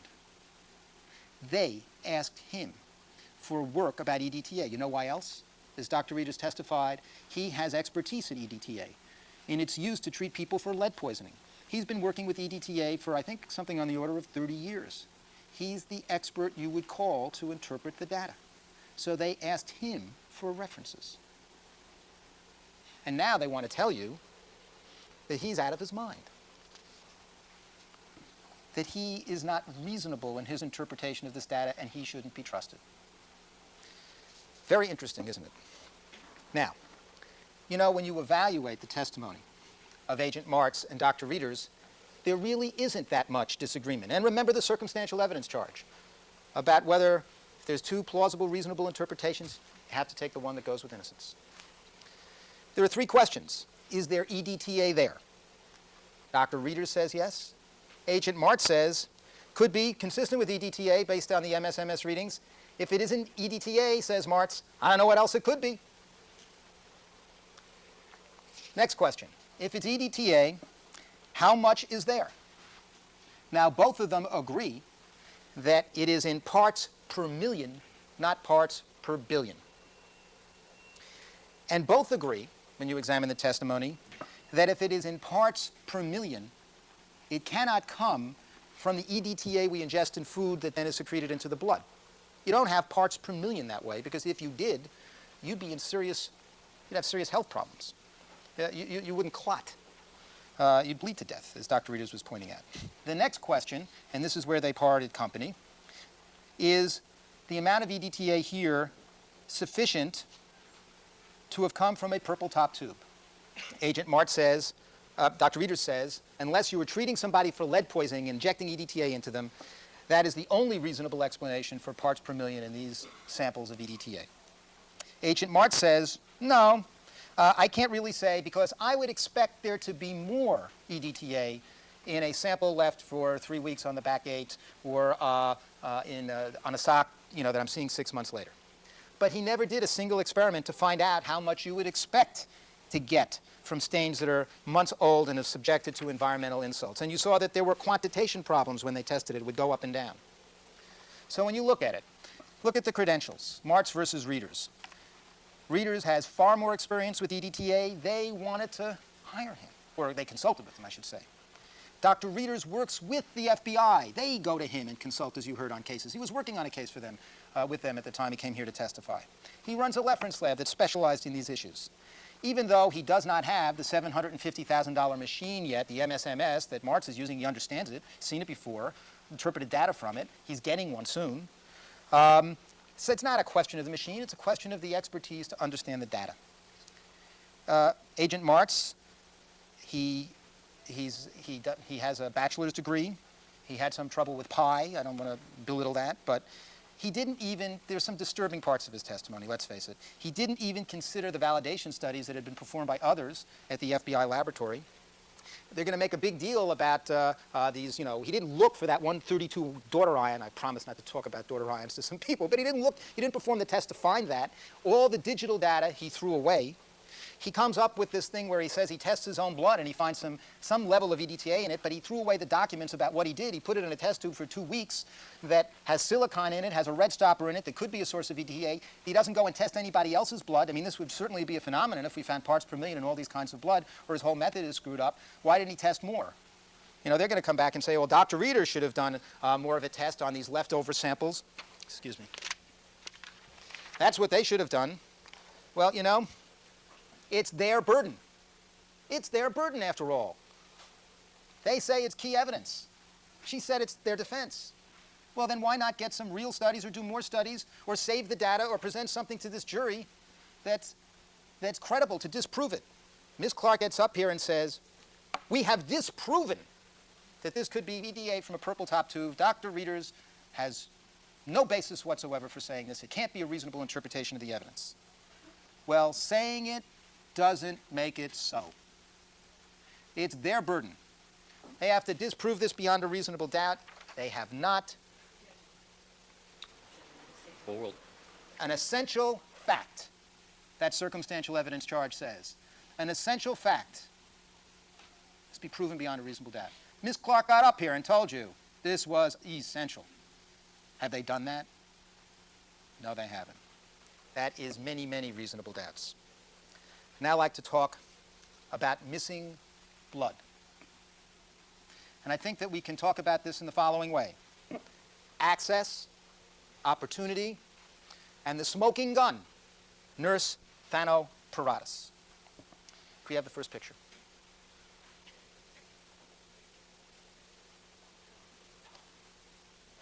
Now, Detective Van Adder, the man who carried the blood, picked up blood from the coroner's office of Nicole Brown Simpson and Ronald Goldman, blood tubes that contained EDTA. Let's show them all. Remember these? These are pictures of both sides of the tubes. Just pull them out. I think the point is made. One after another. Covered with blood. He got those from the lab. He carried those. Those tubes, the testimony is, have EDTA in them. He carried them on June 15th. Now, we do not have records. There are no records of the amounts that were initially put in those tubes or where he went, how long he went. No real evidence that we can examine about that, but he carried it. On the other hand, when we turn now to Mr. Simpson, that's enough.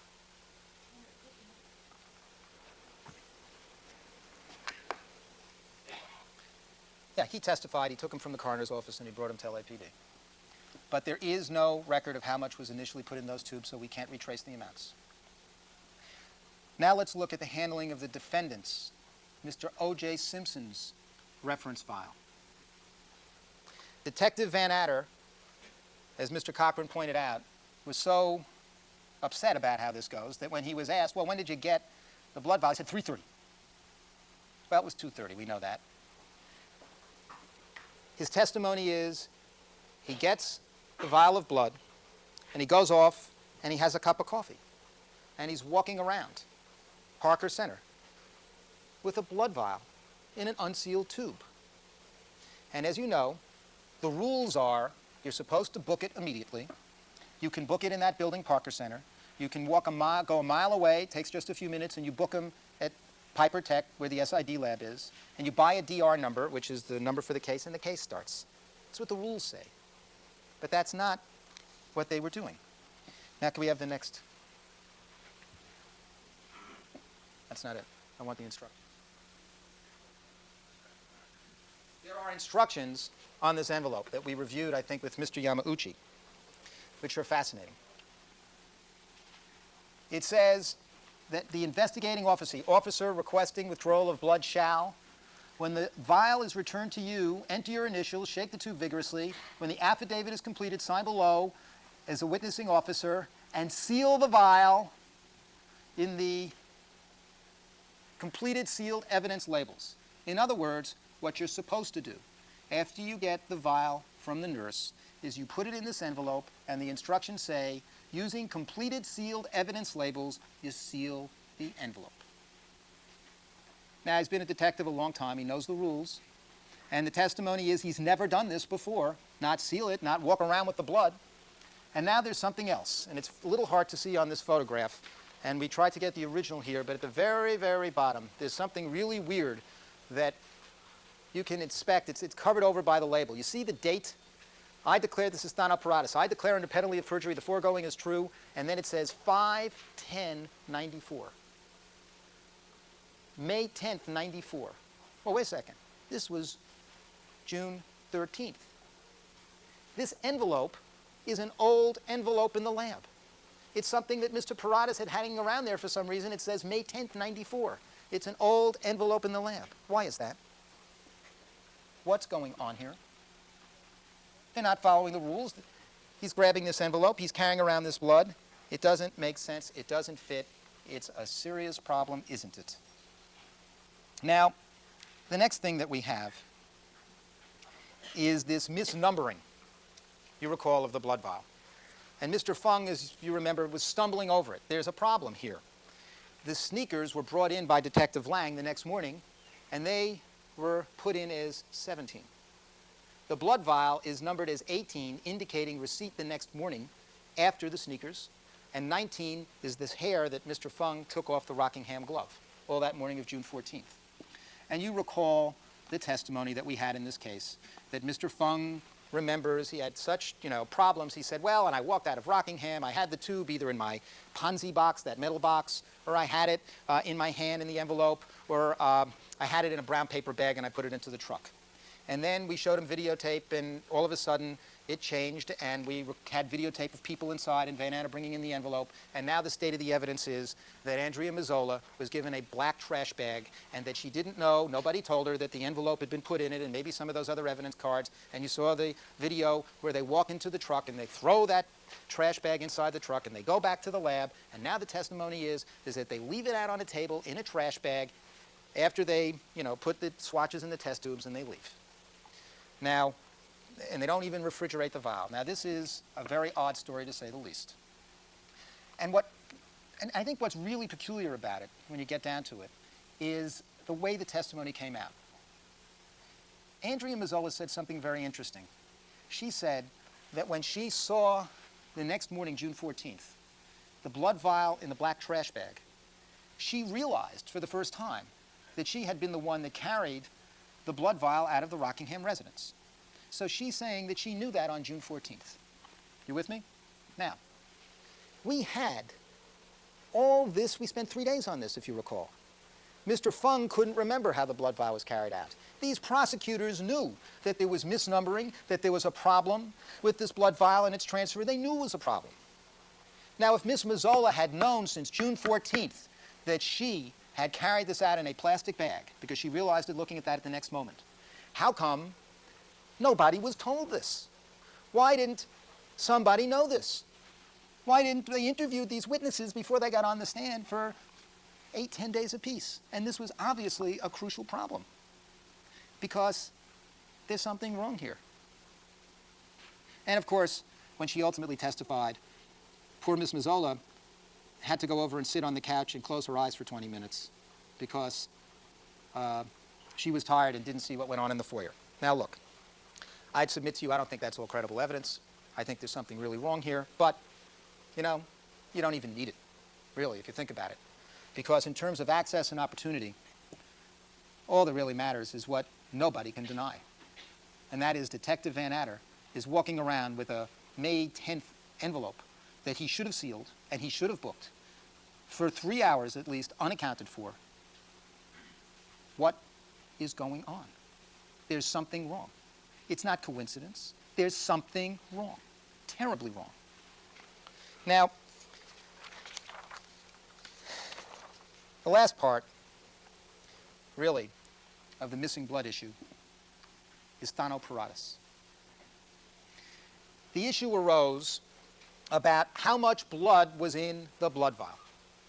Now, if you recall from the testimony, the first thing that happened is that Mr. Yamauchi got the blood and he stuck in a pipetter that takes 1 ml and he created the Fitzko card.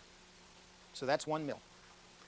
The next thing that happens, that's on June 14th. On June 21st, toxicology gets it. And toxicology does things in an appropriate way. They measured how much blood was in the tube. They take a tube, as Mr. Matheson described it, you fill it with water, you look at the other tube, and you make a measurement. And they measured it to be 5.5. Now, if it's 5.5, and we started with 8 cc's, and Yamauchi took 1, there's 1.5 missing. No way out of that. No way out of that. Now, Mr. Matheson came in, and you saw these incredible experiments that he was performing, where he went and he started taking, he looked at all the other times people went into the tubes, and he's saying, well, you know, if you pipette it out and you pipette it out, you may lose something over time. But let's face it, the Matheson explanations can't get around the 1.5 missing right away. There's 1.5 missing right away, and toxicology proves it, and they knew it. So the only other way to explain the missing blood is thanoparatus must have been mistaken. That's the only way. And what I'll leave you with this morning are 2 clips from thanoparatus.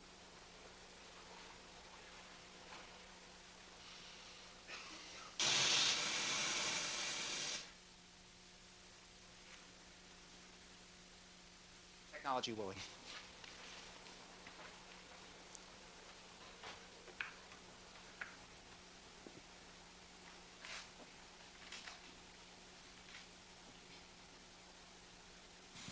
How much blood did you withdraw from Mr. Simpson? Approximately 8 cc's. When you say approximately, you did not measure the amount?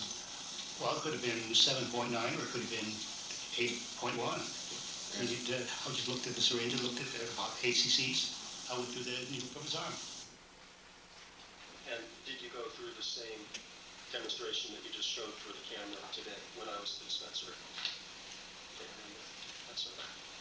Now, there was another statement that I wanted to ask you about that also took place at the preliminary hearing. Let me just get hold of that. And that was the statement that said,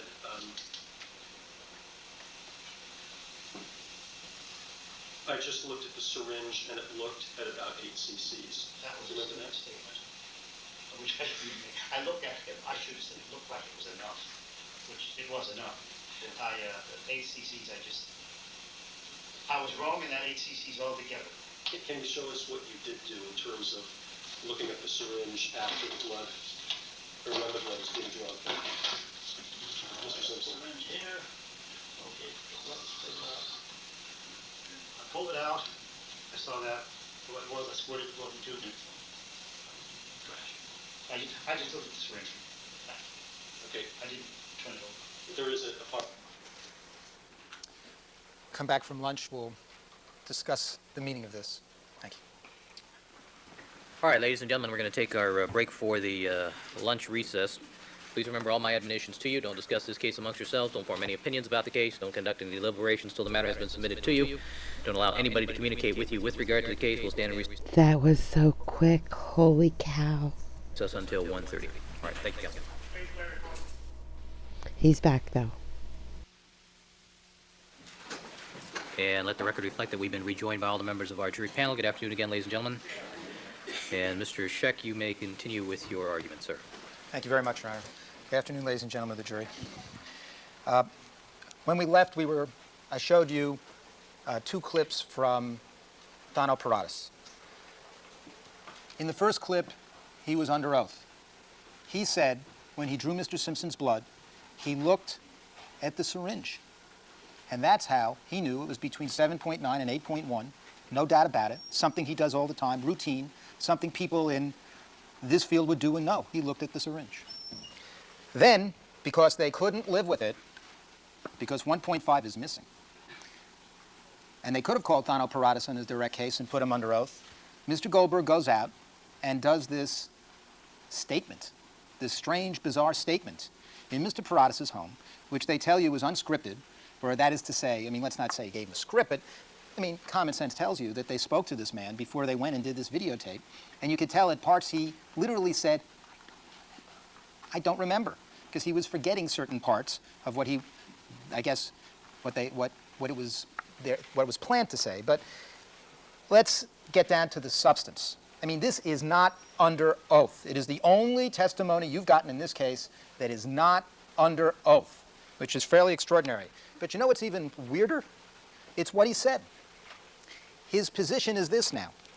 First of all, you can see the syringe, and you can see the calibrations on the syringe. So now he's saying, well, the syringe was turned over, and I didn't see the numbers. Well, that's pretty strange. But I think that what's even more odd is that it is his position that he now realized that he goofed. How does he know? He says that he took one of these tubes, now these are items in evidence, and he looked at it. And he now remembers, months later, that when he drew Mr. Simpson's blood on June 13th, he can remember the level that the blood was in the vial. And based on his recollection of where the blood is in the vial, he then starts putting water in to another test tube to get it up to that level. And then he says, well, that's 6.5. Well, that's not worthy of belief, is it? That you can remember all these months later the exact level, and that's how you come up with 6.5? So not only is it not under oath, and not only is it obviously a convenient recantation, and appears to have been prepared, shall we say, to suit the prosecution's purposes when things just didn't fit. But the story is an absurdity. It is just an absurdity. It is not worthy of belief. It is a reasonable doubt in and of itself. Blood is missing. Evidence items are those? This was the syringe, which is 1382, and 1124, a purple top tube of exactly the kind involved in this matter.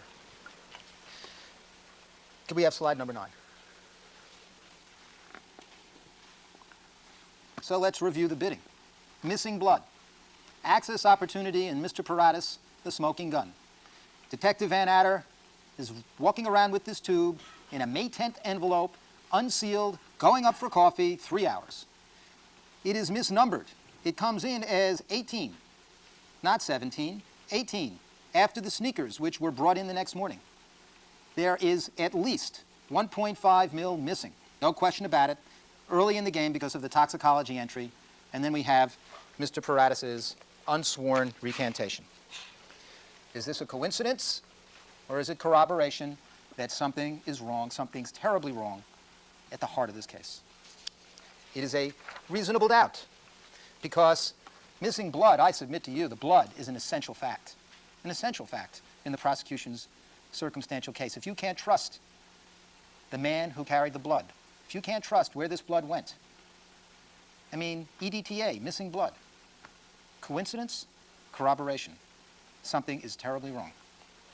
Now I'd like to move to the blood drops found at Bundy. And there are 2 aspects of examining this evidence. The first has to go to the integrity of the samples, and the second one goes to the issue of cross-contamination. First, I would like to address the issue of the integrity of the samples. We start with the handling of the swatches. And we know that they are not counted at the scene. They are not counted when they get back to the lab and put into test tubes for drying. They are not counted the next morning when they're taken out of those tubes. There's no count.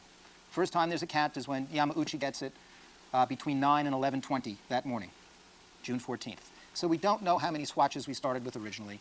And as Dr. Lee told you, as all criminalists told you, as Gary Sims told you, it is the first duty of a forensic scientist to document the evidence and to establish a chain of custody that preserves the integrity of the evidence so that you can bring it into court and good people like you can feel satisfied that you have honest, reliable evidence. That was not done. No booking until June 16th. It's in the lowest security area, that evidence processing room where that metal gate can be lifted, where yes, you have to have a card to get into the door, but other people walk in and out and the entries are not monitored. It is an unlocked cabinet, and in this phase, there is no way to trace the individual items. Now, we had asked, Your Honor, for the bindles to be produced, but they have not been produced. But you can get them. You can get them when you go back into the jury room. And there is one absolutely extraordinary fact in this case. On August 23rd, Andrea Mazzola was called to testify at a hearing in this court, put her hand on the Bible, swore to tell the truth. When she came in, she had her notes, the same crime scene log notes that she and Mr. Fung had reviewed in their testimony. She got on the stand, and she was asked questions by Mr. Neufeld about how they went about collecting the swatches and the evidence in this case. And she described the process of taking up the swatches, coming back to the lab, putting them in the tubes for drying, taking them out the next morning, putting them into bindles, and then she testified that they initialed the bindles, that she, Andrea Mazzola, took some of them, Mr. Fung took others of them, and she initialed the bindles, those little white bindles that the swatches were in. You all recall that. She said that under oath on August 23rd. And, you know, think about whether or not she would have good reason to remember and have a best recollection of what actually occurred when she testified on August 23rd. This case was the first crime scene that Andrea Mazzola had ever primary responsibility for collecting blood evidence, a good reason to remember. Between June 13th and August 23rd, when she testified under oath, Andrea Mazzola had not done another crime scene, so there was nothing to confuse her. Collected blood from a crime scene. When she testified, she knew that this was an important matter. I realized that she did not know who Mr. OJ Simpson was, fair enough, but she certainly knew that this was an important matter and that everybody was concerned about it, and you would expect that she would want to testify in a fashion, to the best of her recollection, looking at those notes. She said, no question about it, that she initialed the bindles. You will get the bindles.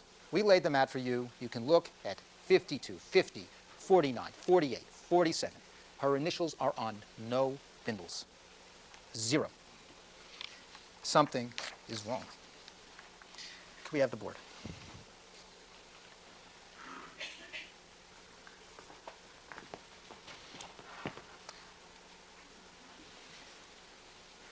Dr. Henry Lee is quite a remarkable man. And we tracked this evidence. His offer was not taken up, he and Dr. Baden, to examine this evidence. At the time it was collected, as the testing was going on, he did not really get a chance to examine and handle the evidence until February 16th, while you're still sitting here. However, we did try to track it as much as possible, and we were allowed to take pictures at the Cellmark laboratory of the swatches, and we were allowed to take pictures of the bindles and measure them and weigh them because something was wrong. And then we found the wet transfers. This is very disturbing, as Dr. Lee indicates, because the uncontradicted testimony is that these swatches were put in test tubes to dry for 14 hours. And Dr. Lee gave you his best estimate that he thought they would dry within 3. And then Mr. Goldberg came in with, do you have that study? The Epstein-Barr study, and if we go to cotton cloth, indicates that it should take about 55 minutes, if you look at it, under condition number 1, that's at room temperature, to dry. So, no. They should have been dry. I expect they'll come in and they'll say, well, there was a swatch sandwich, they were all stuck together so they wouldn't dry. Nonsense. Use your common sense. How do you get wet transfers like this? Well, within 3 hours of the time that they were taken out and put in bindles, if somebody had switched swatches, you'd see wet transfer. Now, there was a very interesting point in this trial where Mr. Matheson was asked some questions about knowledge that detectives had with respect to the collection of blood evidence.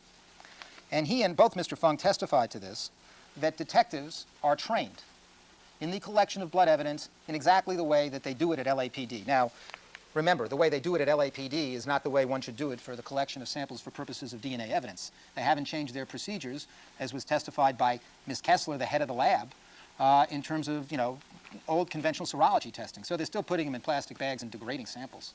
But put that aside for a second. Matheson is asked, starting at 25031 of the transcript, about question, when you say evidence collection technique, have you ever taught detectives how to collect the stain using LAPD procedures? Talking about a biological stain, yes. And he goes on to talk about how they want detectives to have the capability to collect blood drops, and they have an on-call system, and sometimes a criminalist, is not available, so they want detectives to swatch blood stains. And he goes on to say, and I quote, "We supply them with blood collection kits, simply a file box with the tools that are necessary to collect the samples." We're talking here plastic bags and swatches and gloves. And question, I know they are taught how to, take a control and use the distilled water and use the tweezers, the whole 9 yards. Answer, yes. They are both shown in the demonstration form. We talk to them about it. It is demonstrated to them, and if time permits, we have practiced with them within class. Question, and are detectives, in fact, collecting biological evidence in the Los Angeles Police Department and submitting it to your laboratory for analysis? Yes, they do. Detectives have swatches. These detectives would put them in plastic bags just like Fung and Yamauchi. If they were to be stored for some period of time, it would degrade them. Even if they put swatches with EDTA blood on them, they still degrade them. These ridiculous techniques. If they were put into those envelopes and left wet transfers, the integrity of the evidence is in question. Something wrong. Admittedly, to be fair to the prosecution, there's probably not enough sample left from the Bundy blood drops to take them out for EDTA testing. But they didn't do it. And I think you have to ask yourself a fair question, given the way the blood evidence has been handled in this case. What would those results be? Just from this, you must question. You must have a reasonable doubt about the integrity of this evidence. But when you consider the evidence, we have to take the evidence as it is, and we have to reconstruct as best we can what's going on in the case, as you must, in a fair and unbiased way. And you consider the evidence, the whole issue of contamination arises. And it arises in a funny way, because one can see that if these samples had been contaminated, cross-contaminated, in a way that I know you have followed, and I will review with you, and forgive me if I repeat details that I'm sure you have followed, that certainly would convince certain people that they were on the right track, and maybe they wouldn't hesitate to tamper with other evidence after that to make the case look better. Could cross-contamination have happened on these facts? Before I go into detail, I'd like to make 2 points. Same point I think I made at the beginning, Dr. Speed made. If there was cross-contamination in the evidence processing room on the morning of June 14th when Mr. Yamauchi was handling the samples and Mr. Simpson's reference samples at the same time, or on June 13th to June 14th when Fung and Mazzola were handling these swatches, it wouldn't matter how many times you tested them after that, they'd all come back the same. So let's focus on what the issue is. It's what Dr. Speed was calling common mode error. In fact, if we could put this flowchart on the... Remember, the prosecution showed Dr. Speed a flowchart. It's a little hard to see there, but Mr. Harris, if you could circle the evidence processing room. This was the final flowchart. There are 2 little houses that represent the evidence processing room. That's drying on June 13th at the bottom and sampling on 6/14. And as you see, in terms of the testing... Now, do both. Please circle both. This is an item in evidence. The circling won't be in evidence, although I was looking for it. I could have sworn Dr. Speed had circled one, but I couldn't find the exhibit. In terms of the workflow, that's where cross-contamination, contamination occurred in the way they handled these swatches on June 13th and June 14th. And if it happens there, it doesn't matter who else tests it or how many times, you can't validate it. Because if the DNA was cross-contaminated there, it's going to come out the same every time. Now, thank you. That's point number 1. Point number 2 is the presumption of regularity.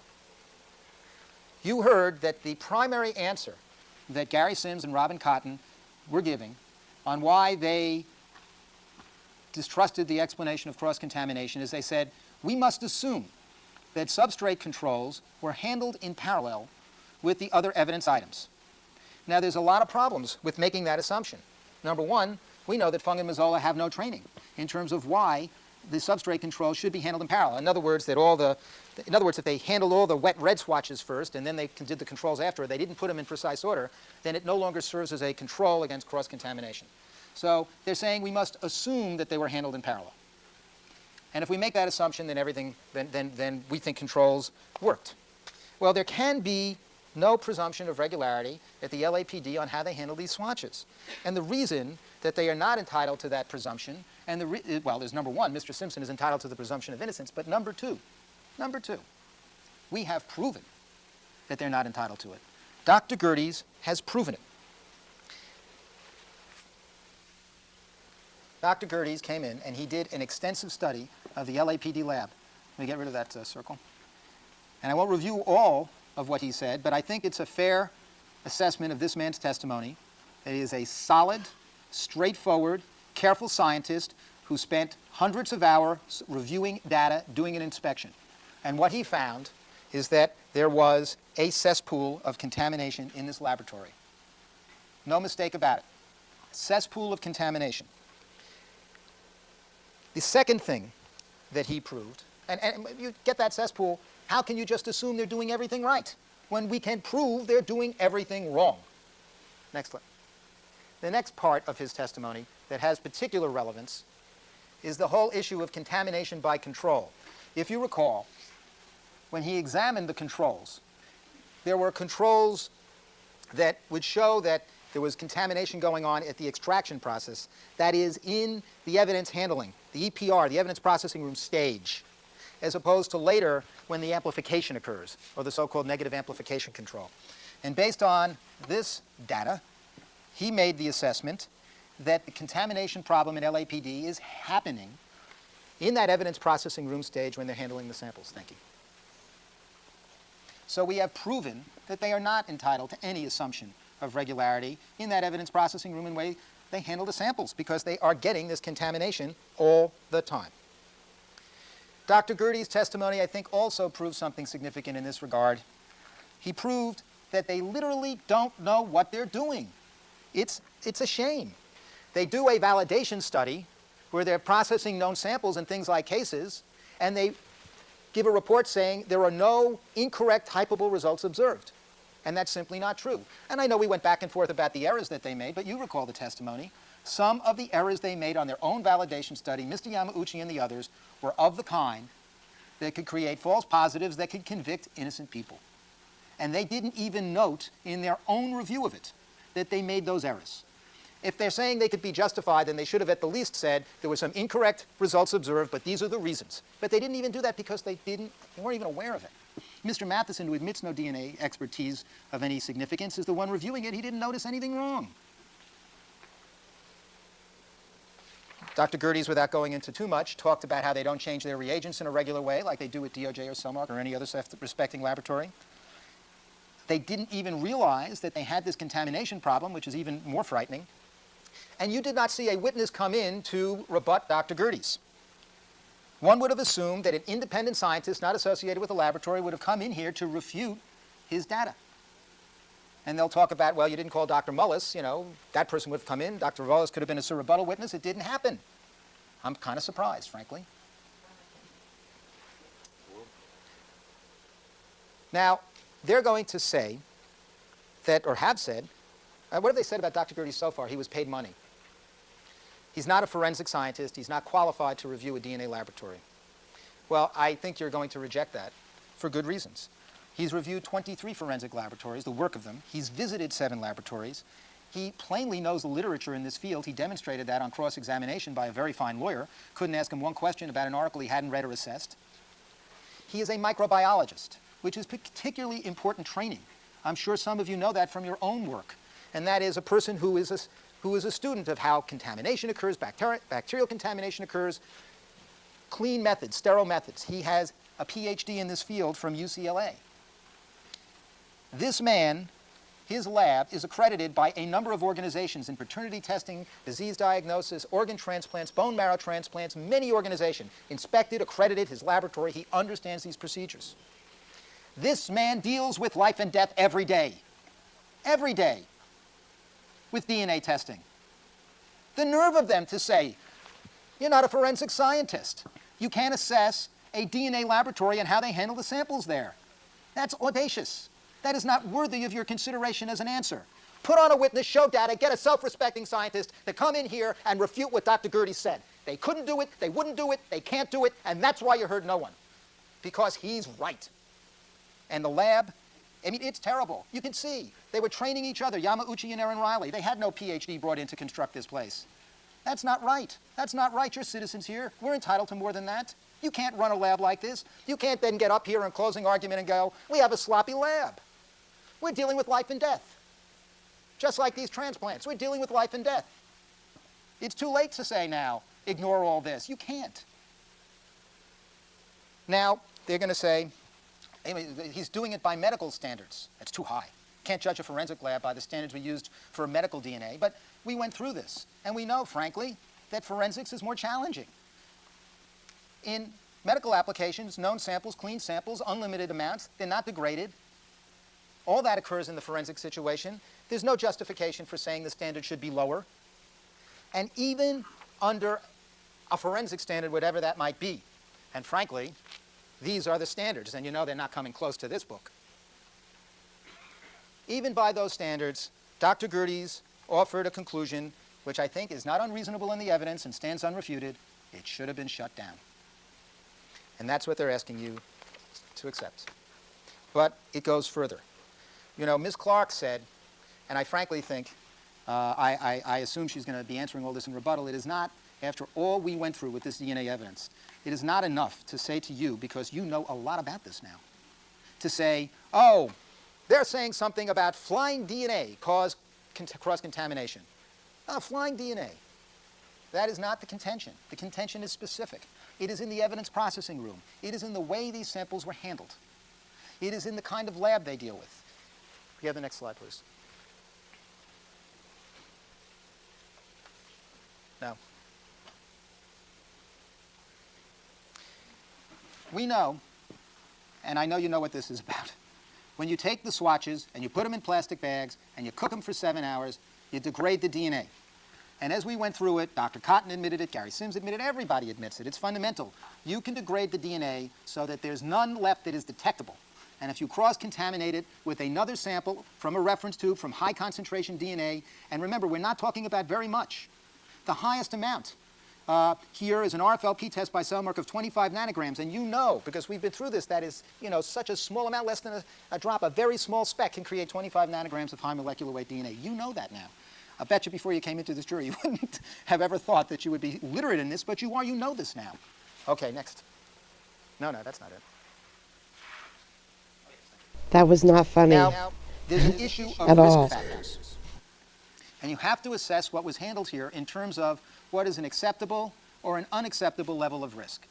Now, you remember all these logos. And I won't go through all of them, but handling multiple swatches in a hurry, handling samples from both crime scenes at the same time, not changing gloves, not routinely between samples, not changing paper and washing down between samples, when you scrape the swatches out of the tubes, creating aerosols, all these things create risks of cross-contamination. All these things, Gary Sims told you, their witness, were wrong. But the single worst thing that was done, the cardinal rule of handling these samples in a DNA lab, is the one in the upper right-hand corner. And that is handling Mr. Simpson's reference tube at the same time that you were processing the swatches and the glove. That is the biggest no-no that forensic labs have learned from bitter experience, as we'll discuss in a minute. What happened in the evidence processing room that morning? We know that Mr. Yamauchi says he got the sample at about 9 from Mr. Fung. And on cross-examination, he said something that was really remarkable. Do you recall this? All of a sudden, he said, I remember now. I opened up the tube, and the blood spurted up through the chem wipe. And it got on my gloves. Now, he was a little vague about what he did with the gloves. He doesn't remember whether he put them in a biohazard bag right in the evidence processing room or got out, went to the serology lab, and got rid of them there. But all of a sudden, we now know there was a spillage of blood there. Now, that is extraordinarily significant because there's plenty of high molecular weight DNA in the smallest drop if you get it on your gloves or if you don't change the gloves. And frankly, I think there's no reason to believe he did, to contaminate these samples that we know are degraded. And it's so easy to do that and not be aware of it. And it's so easy to do that when you're in a hurry. And it's so easy to do that when you're only out of training for 6 months and you're in a tough position. And it's so easy to do that and not really be aware of it. So easy to make that kind of mistake when you really haven't had the training. So easy to do it when you're handling 21 samples that morning in one day, something that an experienced technician like Gary Sims tells you it takes days to do. So easy to make that mistake and cross-contaminate these samples. So easy. What's most important is that there's an unacceptable level of risk. You cannot accept this presumption that it all went right beyond a reasonable doubt. There's no way. Now, interestingly, when he says, even by his testimony, that he opened up the tube, the blood spurted out, let's give him changing the gloves, although there's no real reason to accept that, frankly. There's still, by his own admission, going to be blood on that table. Blood that you can swipe with your gloves or your hands, and it doesn't take much to do this transfer. He didn't wash down that table. There was no paper there that he changed. There's blood on the table. A fair inference. Now, the next thing that Ms. Clark said, and I don't know if she was listening to the evidence that carefully in this phase of the case, to be frank, is she said, well, if there were contamination, if there were DNA flying around from Mr. Simpson's sample, then we would have seen proof somewhere else that his blood had contaminated other samples. That's what we would have seen. Well, there was.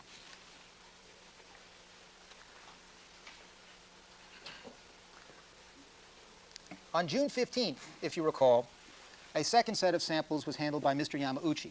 He had the reference tube from the Cole-Brown-Simpson, the reference tube from Ronald Goldman, and he had item number 12, which were the 3 blood drops picked up at the foyer in Mr. Simpson's residence. Those were the last drops picked up that day.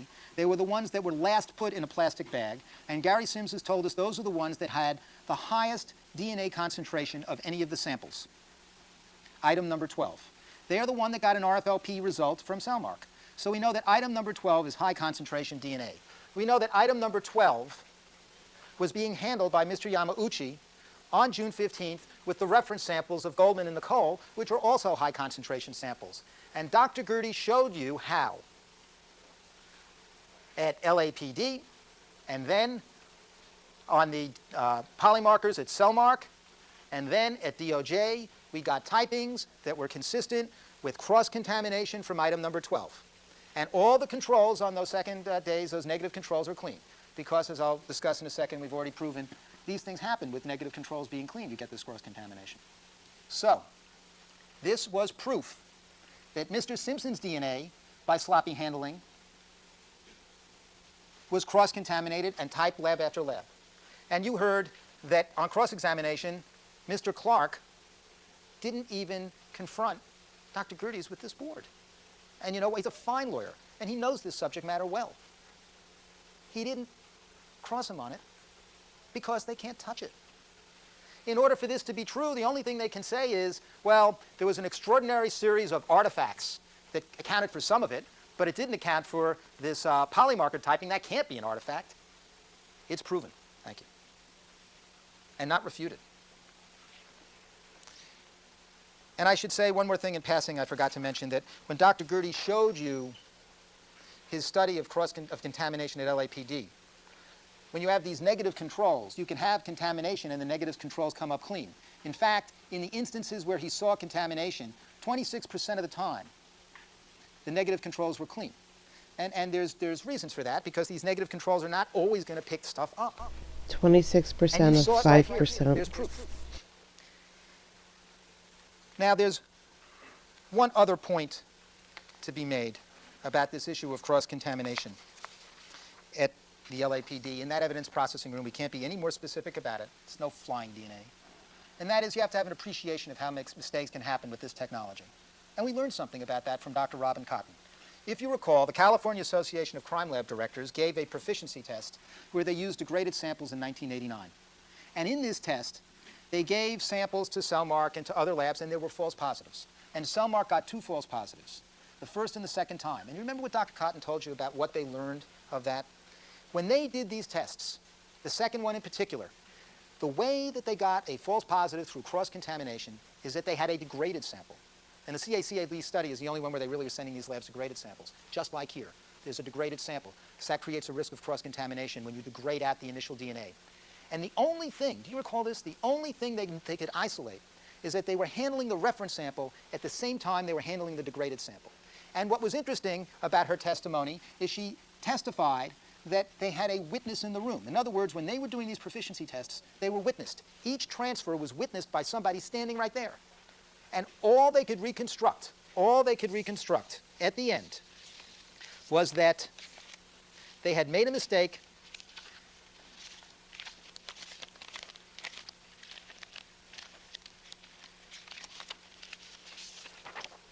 This discussion started at 27517.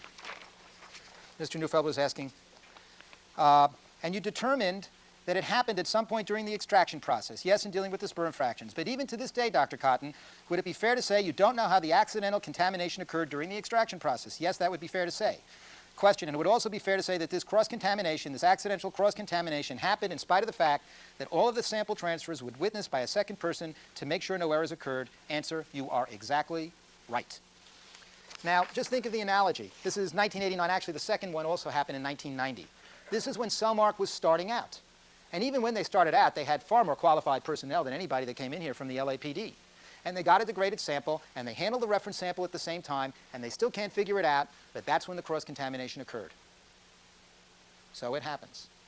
And it happened to a much better lab than LAPD, and it happened when they were just beginning. Just the way LAPD is just beginning here, with far less trained personnel, frankly.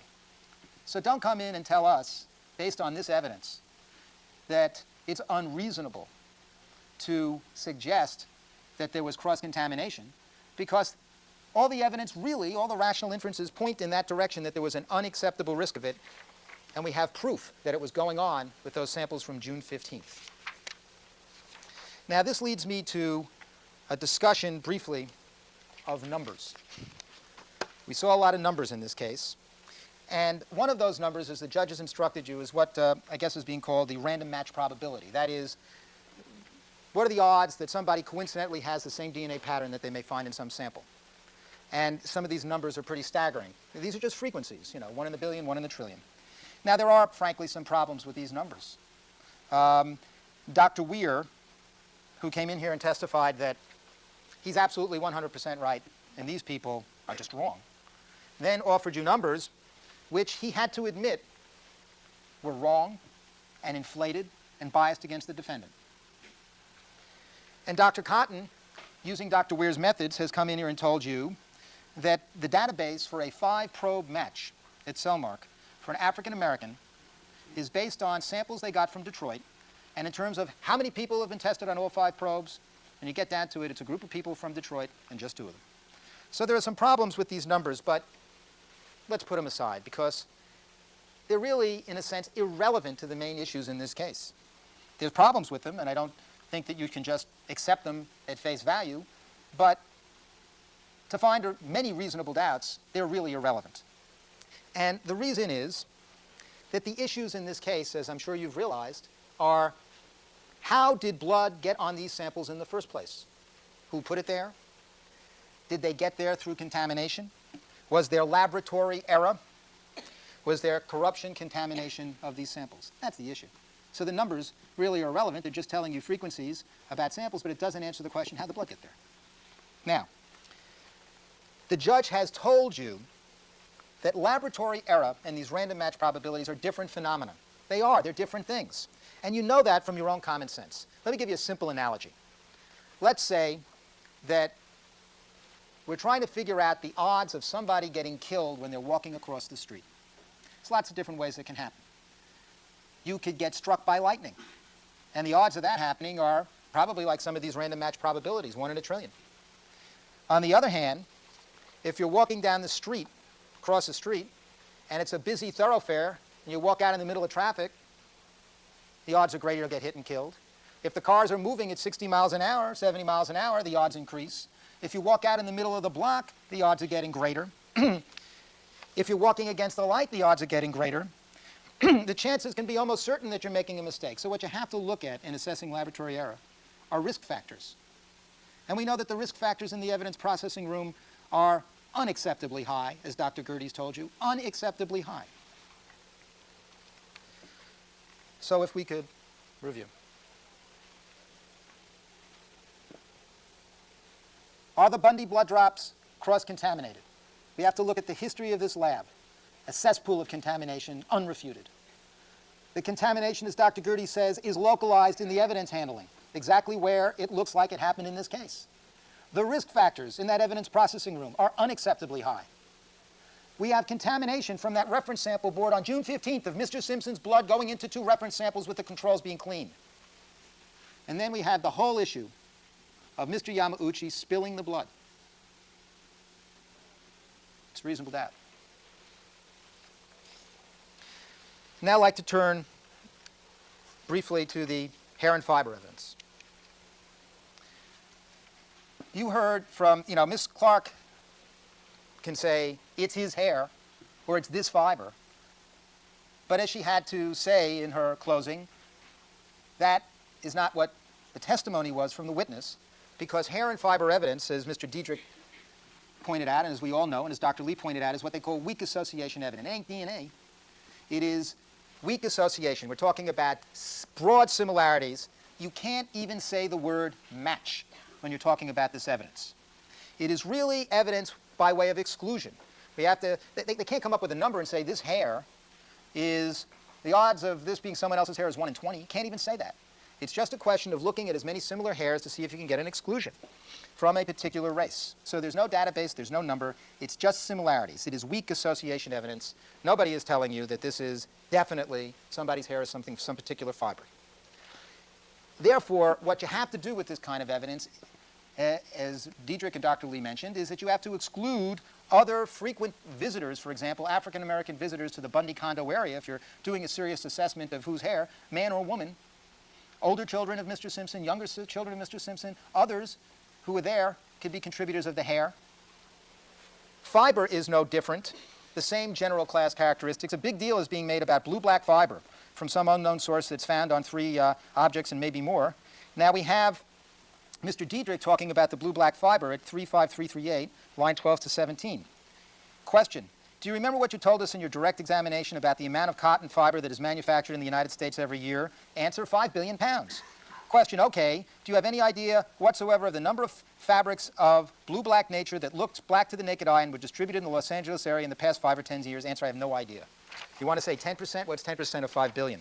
Look around the courtroom. How many people are wearing blue-black cotton fibers? Maybe some of you, right now. So you have to look, when you're assessing this evidence, at background. Who could be contributing these hairs and fibers? And you can't say anything certain at all about the similarities. It's weak association evidence. We know that Mr. Simpson is a frequent visitor to the condo area. You would expect to find his hairs around there. You would expect to find bronco fibers around there, not just from Mr. Simpson, but from Nicole Brown Simpson, from the children, from others who were in and out of that bronco that's used as a utility vehicle. Just as a simple illustration, Dr. Lee, this is a soil exemplar that the LAPD took. They never made an assessment of the fibers. Here's hair and fiber that you just see in the soil from that closed-in area. It's okay. It's around everywhere. We shed them. It comes out. It's all around an area where people live. Now, one interesting character that could be a source of all these is Cato the dog. After all, Cato the dog is probably, in that closed-in dirt area, one of the most frequent visitors. And Cato the dog is carrying hairs from all the significant members of the family, and he's carrying bronco fibers with him because he's a dog that shed. I had a sheepdog. You all have dogs. You know that that is a phenomenon. And Cato the dog, as we'll see, and it's a significant point, was at the crime scene that night. In terms of assessing hair and fiber evidence, you have to look at the issue of contamination. Particularly when you're talking about hair and fiber flying all over the place at a crime scene. I mean, this is where the issue of contaminating a scene is of critical importance. And how did they handle this scene? We have the issue of the blanket. I mean, this, as Mr. Fung admitted, was colossal stupidity. To take a blanket that people, that Mr. Simpson and others with bronco fibers, hairs from all kinds of African Americans on that blanket and then throw it out over the crime scene, over the bodies, over the evidence items, everywhere, is asking for trouble. But perhaps the most significant problem here, and it's the one they haven't come clean on in this case at all, is dragging around the bodies. This was, in terms of handling a crime scene, this was really an incredible thing. Because if you're trying to make associations about hair and fiber evidence from clothing of the two victims and what might have been in the dirt area where people are shedding these things all, and you drag the bodies all over the place, over the evidence that you're testing, there's no integrity to that. It's ludicrous. And nobody ever came clean and said who it was that moved those bodies through the envelope and the hat. And we all know that happened, right? I have to admit it happened. When they pulled Mr. Goldman's body through, or Lord knows what was going on, it was all moved and replaced, and nobody's ever come back and told you who put the envelope back in a different position, who put the hat back in a different position, who put the glove back. Nobody's ever come in and told you. And they certainly didn't investigate. We'll talk about that a little bit more. But we put in concrete evidence that this kind of cross-contamination was going on in the hair and fiber evidence. Could we have the next slide? These were slides that were put in evidence by Mr. Blazier, if you recall. And this represented something really interesting. It had to do with blood stains, blood evidence that you found on the clothes, the dress of Nicole Brown Simpson on the left, and the shirt and the jeans of Mr. Goldman on the right. And if you recall, there was not only blood evidence, stains on the bodies themselves, but there was also in the area where they were taking controls. You know, you try to find an area where there's no blood stain, you take a control, and those controls came up showing evidence of Nicole's blood on Ron's shirt, vice versa. Could we have the next slide? What is the exhibit number? I'll get you that. These are in evidence. The summary of the results were, on those clothings, go back, please. Summary of the results, there were 23 stains tested. 16 of those stains showed carryover.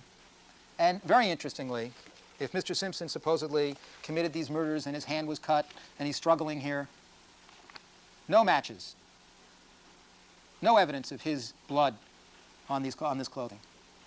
But there is carryover between the clothing. Now, what does that mean? That means, frankly, that the bodies were dragged through the crime scene, and blood from Nicole's Brown Simpson got on Mr. Goldman, and vice versa. And if that happens, that's how the fibers can get carried over too. And Ms. Clark went on, and I think she even put some, little pieces of the puzzle up there. She went on and on with this rank speculation, where she was saying, well, we know that it was one killer. And we know it was one killer because we saw some fibers that came from Nicole's dress and got on Ron's shirt or jeans and then back and forth. And that's how we know that one person was going back and forth between two victims. Nonsense. This proves it. This proves that the hair and fiber and the blood evidence were all coming together because the handling of this crime scene is a disgrace. A disgrace. They're dragging the bodies back and forth. Okay. Now, also, it should be noted that it came out during the testimony of Miss Brockbank that the two gloves and the two hats, the knit hat and the plaid hat found in Mr. Simpson's Bronco, and the Bronco carpet that was cut out of the car, were all placed in the same box. I mean, the way they handle this stuff, and then they want to come in and say there's integrity to the hair and fiber evidence, is ridiculous. Briefly on the hat, we had testimony about dandruff. You heard Mr. Simpson's barber say that in the off-season, in the summer, in spring, he gets dandruff. Right after he's arrested, they remove known hair samples. His hair has dandruff. There's no dandruff in the hair in that hat.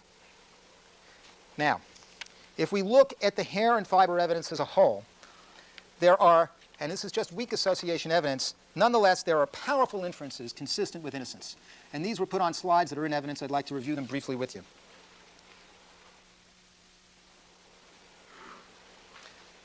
Both gloves. No hair consistent with Mr. Simpson on the Bundy glove. No hair consistent with Mr. Simpson on the Rockingham glove. That's the slide we put up. But you know what we should have added to that slide? Very significant facts that I hope you don't forget. There was an unidentified Caucasian hair on the Rockingham glove. Did they test Mark Furman? Did we get a hair exemplar from him? Mm-mm.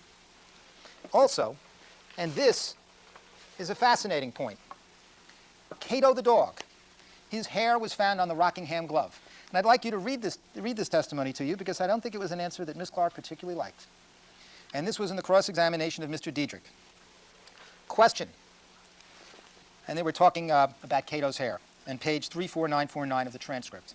Is the finding of such hairs, Cato hairs, on the Rockingham glove accounted for by possible contact between the wearer of that glove, the murderer, and Cato the dog, either during or immediately after the murders? Answer, could have. It could have been a direct transfer for the dog, or as I stated before, an indirect transfer from hairs at the crime scene.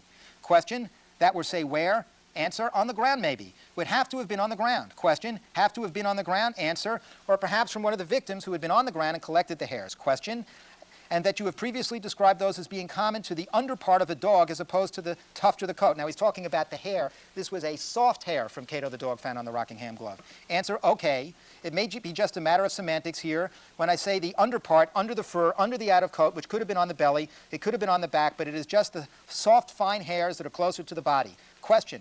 If that dog used this shaded place to sleep or lie down on a regular basis when it was in the Bundy residence, might you expect to find some fur hairs left behind in the soil? Answer, I would expect that, yes. Question, and if the Rockingham glove were deposited any time on that soil, the Rockingham glove being on the Bundy soil in the closed-in area, were deposited any time on that soil, might that not explain the presence of those hairs? Answer, it could, yes. So very simply, he's saying that this is hair from the soft underbelly of Cato of the dog, the kind that you would expect to be shed if he were lying on the ground there. Not the kind that you get if the dog sort of pats you, all right, or it comes up on you as they're going to probably claim, fleeing the crime scene or something. It's a soft hair. It's the kind that you would find on the ground in the closed-in area. What does that mean? That means that Rockingham glove started at Bundy. Somebody took it somewhere else, and you know who that was. Let's go on to the next slide. The socks. There's no fiber on the socks consistent with either glove, and these are cashmere gloves where cashmere would easily come out and get on your hands, transfer to the socks. No fiber consistent with Mr. Goldman's clothes, and we know there was hand-to-hand combat here. No fiber consistent with Nicole Brown Simpson's clothes.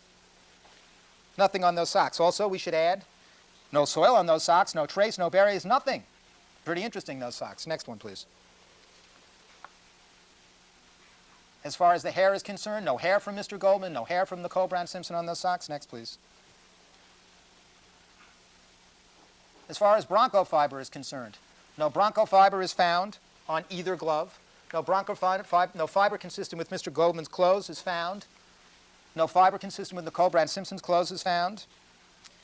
Next. As far as hair, no hair consistent with Miss Brown Simpson. No hair consistent with Mr. Goldman on the Bronco.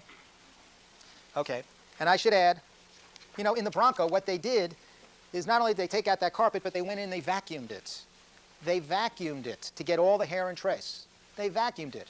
And even Mr. Diedrich himself, when he was talking about hair transfer, said, well, the way it would get transferred is when you sit down in your car, things would come off. There's nothing in the Bronco. How can that be? Now I'd like to move on to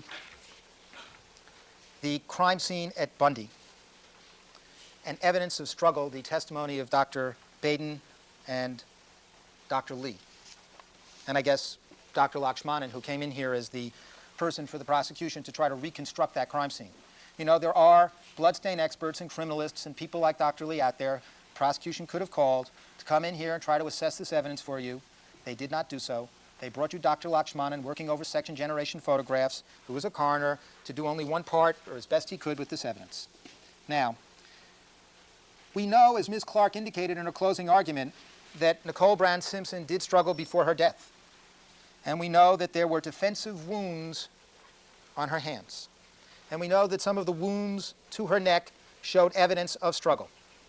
And then we have the fingernail scrapings. Now,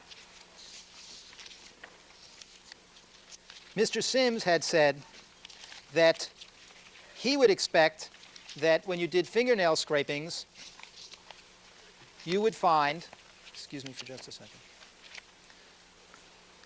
he would expect that there would be skin under the nails. Now, he's a fine man and a fine forensic scientist. I have no quarrel with him, but he was admittedly testifying in an area outside of his expertise when he told you. He was saying that was his common sense understanding.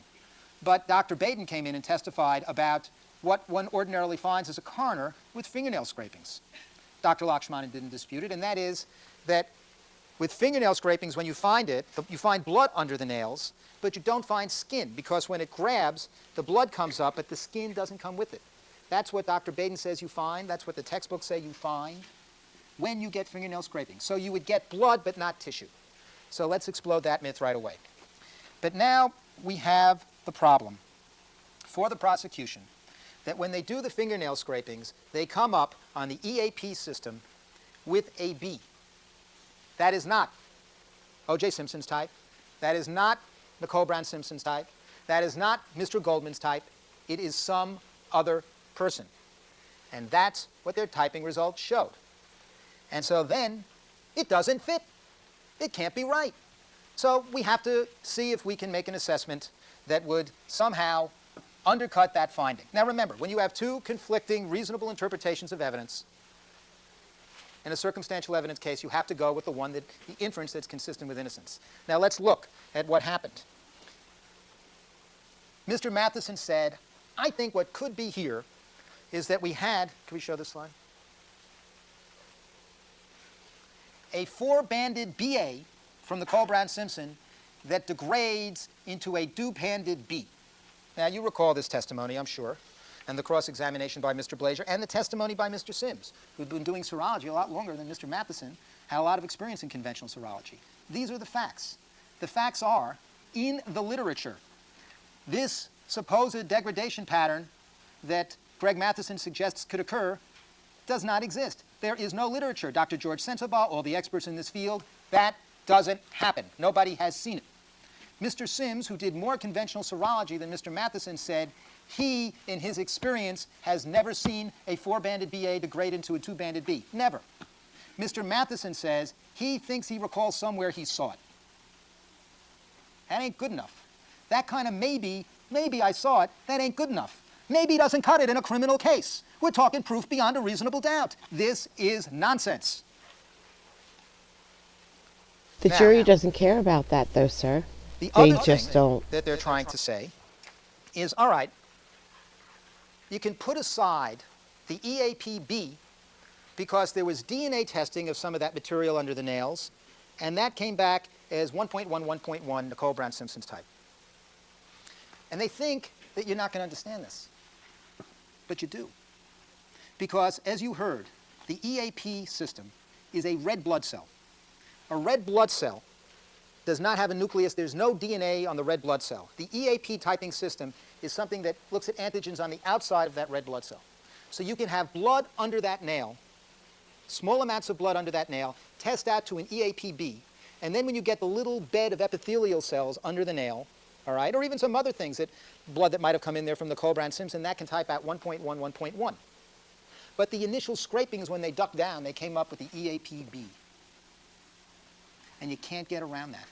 And you can't try to explain it away, and they don't bring in any serologists. Now, even Mr. Sims, and he's not a doctor, Mr. Sims, the best that he could do in looking at all of this, when they finally asked him the question on page 28748, he said, well, looking at all these findings, I can't exclude the possibility that the EAPB, or that might have been from the Cole-Brown system. I can't exclude the possibility. That is not exactly a firm statement. That is, again, a maybe. And a maybe doesn't cut it in a criminal case. And when you have two reasonable conflicting inferences, you've got to go with the one consistent with innocence. And that's what this evidence shows. That's fact. I'm not making any of this up. Those are facts. Okay? Now, no. Do you like You want a glass of water? All right, sure. something I said?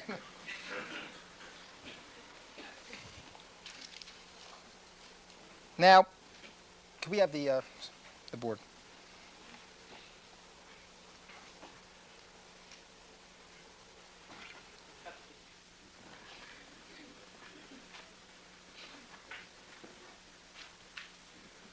There's the whole issue of Mr. Goldman and his struggle with perpetrator or perpetrators. There were 30 stab wounds inflicted upon Mr. Goldman. Ms. Clark told you about, well, there were cuts on his hand, his open palm, sure. But what does that mean? If there are cuts on his hand and he is struggling with an assailant, it gets on the clothes of the assailant. Dr. Lee did an analysis of the scene based on the limited evidence that he could get, because they didn't document it in any way where you can do a good reconstruction, just a limited reconstruction. And we had multiple contacts, blood transfers in different areas of the closed-in area. And in each of these different areas where the multiple contacts occurred, as you recall, there were also vertical blood drops. And the fair inference from that evidence is that there's a struggle, people are up against one area, then another area, up against the other area, blood drops are going down. So there's struggle in different areas with an assailant or assailants. I mean, we can just reason from facts. We can't. Dr. Lakshmanan got up, and there's a whole hypothesis here that it all happened so quickly by surprise, stealth, surprise. I mean, you can't do that. You've got to look at facts. You've got to do a best analysis, a fair inference from the facts. And the facts show that there's multiple contacts in these different areas from the bloodstain evidence by the world's leading analyst of this, whose testimony on these points stand unrefuted. There is, of course, as we've discussed, the dugout area, particular struggle here, as even Detective Lang told you, where there's, and other areas where there's signs of struggle between the assailant and Mr. Goldman, soil on the socks. There's contact by the way that they're banging against the sides of the gate, such that pants are going to come into contact with pants and shirt. Now, it's clear from the way the struggle went that at some point early on, Mr. Goldman sustained this wound to his neck, and the blood began oozing down. And as Dr. Lee pointed out, he had to be standing, Dr. Baden, had to be standing vertical for some period of time because the blood did go down from his shirt all the way down his pants leg. And we saw blood, a lot of blood on the back of his pants. Now, if assailants are struggling together, there's going to be blood from the pants, blood from the shirt, in close contact, transferred to the assailant. Gotta be. It's a bloody struggle. And that's what this bloodstain evidence shows you. It's fair inferences from the facts. Now, the beeper and the keys. The significance, I submit to you, of the beeper and the keys at the very least, put aside keys as weapon. Just the significance is thrown, you know, there's violence, tussling and struggling. The beeper is thrown down here. In the other area, another area of struggle, the keys are thrown down. If the keys are in the pocket, that's got to be a considerable tussle because for the keys to come out of the pocket in the other area. Or if the keys are in his hand, well, he's going to use that as a weapon. So you can't, you can't have it both ways. It shows multiple banging and struggling throughout that area. Now, the key fact that Ms. Clark conceded in her closing argument, key fact, is what Dr. Batten told you about the time between the wound in the neck and the time to the last fatal wound in the chest. And this is just fact. As Dr. Lee would say, there's scientific fact, there's interpretation. We deal with fact. The fact is that this wound had to come first, the one to the neck. There's blood oozing down. And the last wound is to the chest. When the wound in the chest occurred, as Dr. Baden told you, there's only 100 cc's of blood in the chest. What that must mean is that by the time Mr. Goldman was stabbed there, his heart was compromised. It wasn't beating very hard. So you did not have the amount, much more than 100 cc's of blood you would expect to find in the chest if it hadn't been the last, if not about the last wound. And Dr. Baden said, from the time, just based on finding 100 cc's in the bleeding, a compromise of the heart, the time between the first stab and the last stab would be between at least 5 minutes, as much as 15 minutes, most reasonably 10. Now, that doesn't mean that the struggle went on from the first wound to the last wound for 10 minutes. What it means is, and this is what's crucial, that the assailant or assailants were there for that period of time. Could be that Mr. Goldman was subdued, was lying on the ground, and they did come and stab him last and make that last wound. But we know from the facts that between this wound and the wound to the chest, most reasonably 10 minutes. Somebody's there, at least some people are there for 10 minutes. Now, if the struggle occurs, starts 10:35, 10:40, based on scientific fact, Mr. Simpson can't be guilty of these crimes. Because he can't be two places at the same time, can he? Now, that time period is even, longer. They say, oh, take the 5 minutes. Give us, the prosecution, the inferences. Well, you can't. You can't. Because reasonable inferences, if it's between 5 and 15, most reasonably 10, you got to take 10. You can't give them the 5. That's not the way you can reason about a circumstantial evidence case. But even if you take the 5, something happened before that first wound, some period of time. So the window, the time here, that these murders took is not this incredibly quick event that is necessary for the prosecution's timeline. And that's based on a reasonable, careful, scientific investigation of the evidence by Dr. Baden one of the foremost pathologists, and Dr. Lee, one of the foremost forensic experts. This is evidence. Now, the next thing I'd like to point out has to do with the bloodstain imprints on the envelope. Oh, I'm sorry, I forgot this. Thank you very much. One other thing I should mention about the struggle. It's a critical point. I can't believe I left it out. How did... It's on this board. Are there remains on this board? No. Where did this come from? Dr. Lee testified that it is a fresh cut. You can see when you examine the clean part of the top here, the interior, it is a fresh cut from a sharp instrument, consistent with a knife. Think about that. Think about that. What does that indicate about the nature of this struggle? Mr. Goldman, one or two assailants, somebody coming towards him, he kicked. Dr. Lee testified that by the angle, that is consistent with the foot being raised in the air and a sharp instrument coming down. There's kicking. And if there's kicking, why are there no bruises on Mr. Simpson's body consistent with that kick? And why didn't anybody else come in here and point out this cut on the boot? Very significant evidence. And of course, there's the dirt on the boot that you would expect to see, and the blood on Mr. Goldman's jeans, and the broken buttons, indication of struggle there. Now, the bloodstain imprints on the envelope. Now, I know it's not Mr. Bodziak's area, but you have to consider all the evidence. And Dr. Lee, I think, gave us all a pretty sound education on bloodstain interpretation, enough to basically figure out and understand which bloodstains, that certain deposits are made first, then other deposits are made over them. And I think that that's pretty significant in terms of assessing this.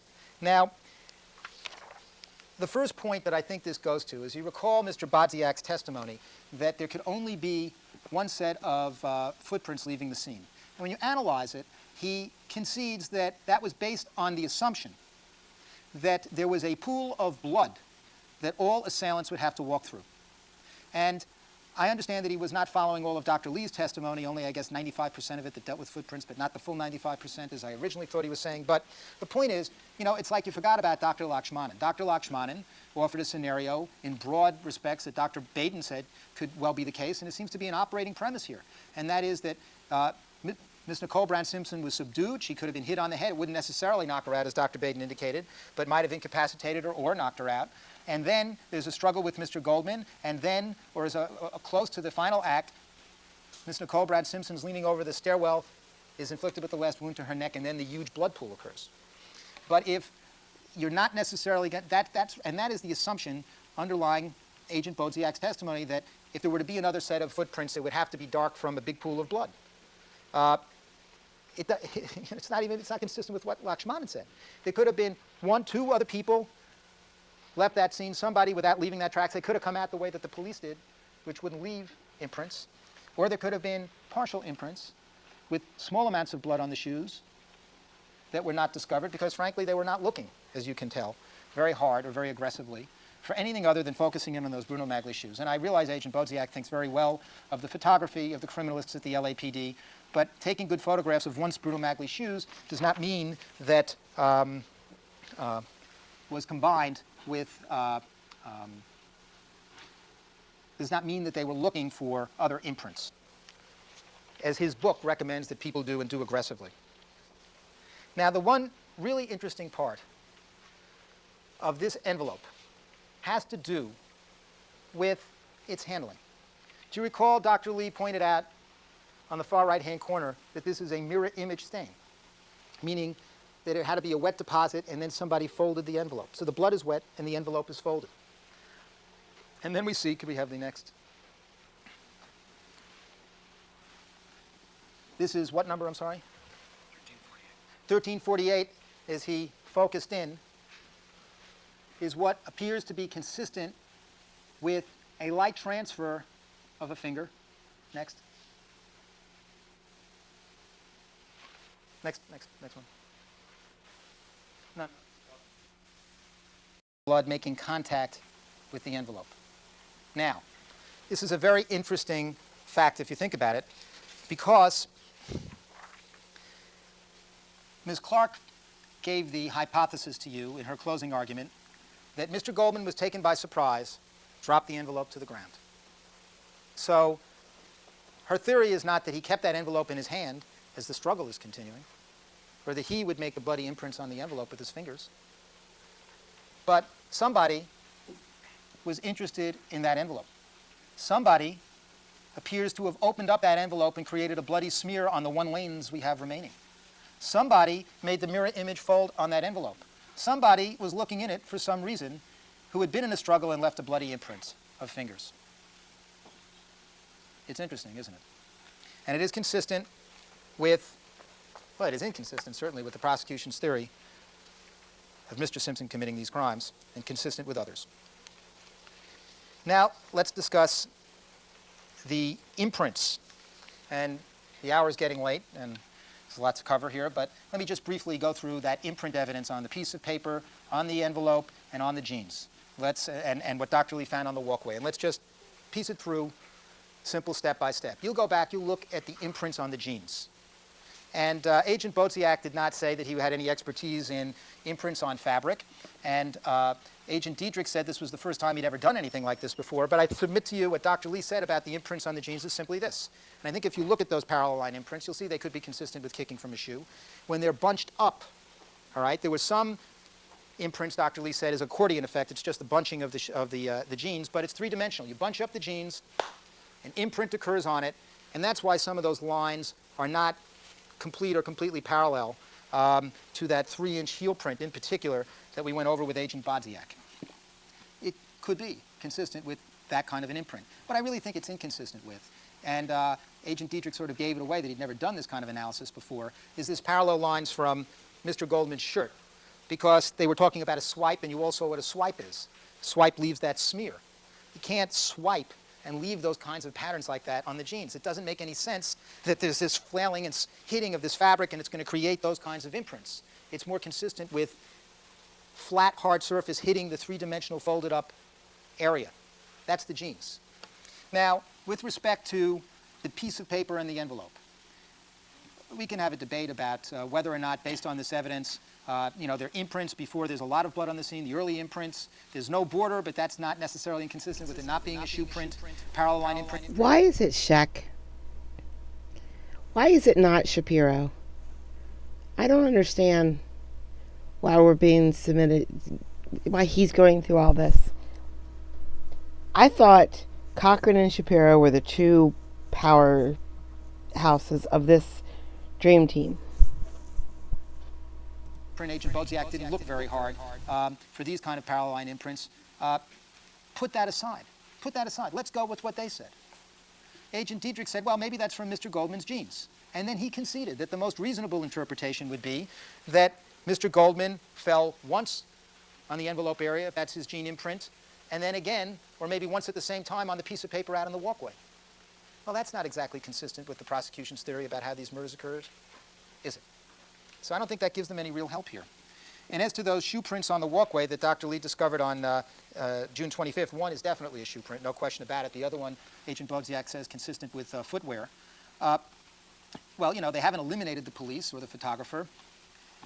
It's just an example of what you could do. He got to the crime scene for 20 minutes and did the best he could under those circumstances. It is illustrative. It is not really explained. But you don't even need that when you consider the full scope of the evidence that two people could have done this crime on these facts is a fair inference. A lot of evidence to support that proposition. Check, would this be a good time? Sure. All right. All right, ladies and gentlemen, we're going to take our mid-afternoon break at this time. Remember, all my admissions will be in recess for about 15 minutes. All right? Thank you. Not us. We're going to go for like Matter, all parties are again 35 more present. minutes. Trial, let's have the jurors, please.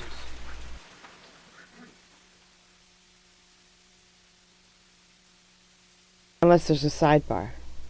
And let We're the gonna record go reflect for we've like now been joined by all 35 the members of more our jury minutes. panel. Good afternoon again, ladies and gentlemen. All right, Mr. Scheck is making his summation to the jury at this time, and Mr. Scheck, you may continue. Thank you very much. I realize these have been long days, and I really appreciate your patience and the way that you followed. I was inaccurate in a statement I made to you, and I want to correct it immediately. That had to do with the hairs found on the Rockingham glove. Detective Furman, in checking the transcript at 34923, was in fact eliminated as the donor of that Caucasian hair, and that was an accuracy on my part. And any time, I've tried very hard to key everything to areas of the transcript, and if, obviously, Ms. Clark, I'm sure, will bring any inaccuracies to your attention. If there are any, try very hard to do that, and you should have the testimony reread. You shouldn't misread things like I just did. Another thing I forgot to mention about the Rockingham gloves, however, both gloves, and that is that they found a limb hair. Now, this Caucasian hair is not accounted for to anybody, but there is a limb hair that was found inside the glove. Now, if Mr. Simpson had had these gloves for 4 years, as the prosecution contends, then there should have been more limb hairs. One thing that you saw when you saw his hands, and that is that he has a lot of hair on this part of his fingers. And if these gloves had been worn for 4 years, you would expect to find a lot more of this limb hair inside the gloves. But you don't find that. So that's another point to consider that I left out. One quick point here on, do you remember Ms. Clark talked about a blood drop that landed on Mr. Goldman's boot, number 78, that on RFLP testing turned out to be a mixture of Nicole Brown Simpson and Ronald Goldman. And Detective Lang had offered a theory to you that this mixture could have occurred because one knife had committed both of these acts, and there was a combination or a mixture on the knife, and the blood drop fell and hit Mr. Goldman's boot there. Now, the first point to be made about that is the photograph you were shown was Mr. Goldman's boot being lifted up at the time that his body was taken over into the walkway and the coroners were taking pictures of it. If you look back at the photographs and you see the way his shoe was configured, it would be extremely unlikely that one drop of blood could hit because the shoe is at an angle. You couldn't have a drop that would fall in exactly that place in exactly that way, or it's extremely unlikely. But the other thing about this so-called mixture, mostly Nicole Brown Simpson and less of Ronald Goldman on the RFLP probes, is Dr. Lee addressed this, if you recall, when he pointed out the bag in which the boots were taken. Do you remember that? This was the wet transfer of blood coming through the bag here. When these boots are taken off and it's dragged into an area where there's blood from both victims, and then the wet blood is put into the bag, any kind of typing that you're going to get, if there's a drop on that area from a mixture, the DNA test is suspect when you handle the evidence in this fashion in terms of getting a mixture. So that's a point for your consideration, I think. Now, what's left in this analysis is the Bronco, the Rockingham glove, some short final remarks, and you'll be hearing from Mr. Cochran. The first point I'd like to make when we talk about the bloodstain patterns in the Bronco has to do with something that Ms. Clark said, first of all, about the blood drops in the foyer in Mr. Simpson's Rockingham residence. If you recall in her closing argument, she said, and I don't know how could she say this in terms of the record, that the blood drops that were found in the foyer, you recall there were 3 that were recovered by LAPD, and then when Dr. Lee went back there, he found another 3 smaller cast-off type drops. And she said, well, those drops couldn't be made by a cut on the side of the finger, comparatively superficial cut on the side of the finger. It would have to be made with a major cut or that fish hook type cut, because that's their theory, right? That there's this fish hook type cut on the knuckle that nobody sees. Nobody sees. No one. On the way to Chicago. But Dr. Lee testified about this at page 43022 of the transcript. Question. And he's talking about the blood drop pattern in the foyer. And so if one had a superficial cut on the side of a finger and shook it in the fashion I'm doing, and then Mr. Scheck let the record reflect I'm shaking my hand down, does that create the cast-off pattern? Yes. And would that be consistent with what you found here? Yes. And could the pattern that you found here be consistent with a superficial cut on the side of the finger? That's talking about all the drops. Answer was consistent with a small volume of blood. Is the pattern that you see here consistent with a major cut? No. So you have Ms. Clark's speculation, and then you have directly contradictory testimony by Dr. Lee, and there is no testimony in the record that supports her contention. It is mere speculation on her part. She is not a bloodstain expert, and I submit to you, you have to take the sworn uncontradicted testimony. Now, we know from what was said to Dr. Batten that in the course of getting things together on leaving, Mr. Simpson sustained a cut going into the Bronco, retrieving materials on his way out packing, and that it's the position of the defense that the bloodstains that you see and, well, briefly, why don't we take out that board, and I'll come back to it.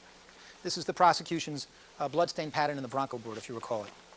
Now, there are bloodstain patterns in the handle, instrument panel, console, of course, and then these are other items. That's the footprint area, and on top of the windowsill. Okay, and the windowsill is somewhere around here. That are consistent, everybody agrees, with a cut to the left hand, somebody getting into the car, sitting down looking for something. Consistent with our theory, consistent arguably with their theory. But then when you start looking at the rest of the bloodstain patterns, you have to start asking which interpretation is reasonable. Now, the first point that has to be made, take this down for a second, is that, of course, initial deposits would be made by Mr. Simpson that evening, and then somebody else was in that Bronco. Now, we know someone else was in that Bronco, and that's been, I submit to you, demonstrated by the evidence. Let's take a look at this picture. Mr. Cochran has already reviewed with you the testimony of Mark Furman at the preliminary hearing, and you heard it on videotape where he said he found blood in the Bronco, a bit of a Freudian slip. But I submit to you one of the most significant moments has to do with the testimony of Dennis Fung and the bloodstain patterns on the doorsill of the Bronco. You recall that Detective Furman testified at the preliminary hearing at this trial that he observed 4 brush mark bloodstain patterns on the doorsill of the Bronco that he could observe when the door was closed. When Mr. Fung came in, he circled these pictures. And if you recall his testimony, the bottom circle closest to the door, that's only one stain. He said that that stain could be observed when the door was closed. But the other 3 stains that are represented by those other 2 circles could only be seen when the door was open. Could only be seen when the door was open. From their own witnesses, evidence he was in the Bronco. And it only makes sense that he would go in that Bronco. And how much credibility do you really put in that man's testimony? But here's evidence that he was in there. You know what other evidence there is? This is one of the most interesting facts, and it's hard scientific evidence that supports our position with respect to the bloodstain pattern in the Bronco, the steering wheel. You recall that the typing on the steering wheel was 1.1, 1.2, a genotype consistent with OJ Simpson, and 4. Who is the contributor of the 4 allele? That was an issue, and much of was made of it in the case, was it not? Lots of cross-examination, lots of highlighting of that 4 allele in the steering wheel. And the prosecution well knew that it was the contention of the defense that Mr. Furman and or other officers had been in the Bronco. Doesn't take much to get a blood sample, or you just take a swab, and the testimony is you run it through somebody's mouth. You can do a quick DQ alpha test. What is Mark Furman's genotype? We know that Andrea Mazzola and Dennis Fung, just like you do eliminations, their genotypes were taken, so we would know what they were. They are not consistent with the 4. None of them has the 4. They're eliminated. Why wasn't Mark Furman eliminated? Why didn't they take exemplars from the police on this? Why? But I think that a fair inference consistent with innocence, which you are under oath obliged to take, you must consider that Mr. Furman was in the Bronco. And the evidence is that a picture, around 4:30 in the evening, he is pointing at that glove at Bundy, walking through a pool of blood. Now. No, they're not. They're not. But is he suggesting that Mark Furman's blood is on the steering wheel? Or just his... Because they were... What is he saying? I don't understand. He lost me completely here. Because they were talking about the blood. He just showed pictures of blood found in the Bronco. And then he just said that there was 4 on the steering wheel. And he doesn't know who 4 belongs to. So is he saying that Mark Furman, while planting evidence, was bleeding in the Bronco? To that Bronco, the vicinity of that Bronco, the area 5 in the morning, right, initially, then goes out and does his circuitous little trip where he finds the glove and is alone for 15 minutes around 5:30. Now, there's very interesting testimony from Dennis Fung at page 21438 of the transcript about the ground. And he's talking here about Furman, and he's talking about arriving Van Adder, he's talking about arriving initially at the Rockingham location.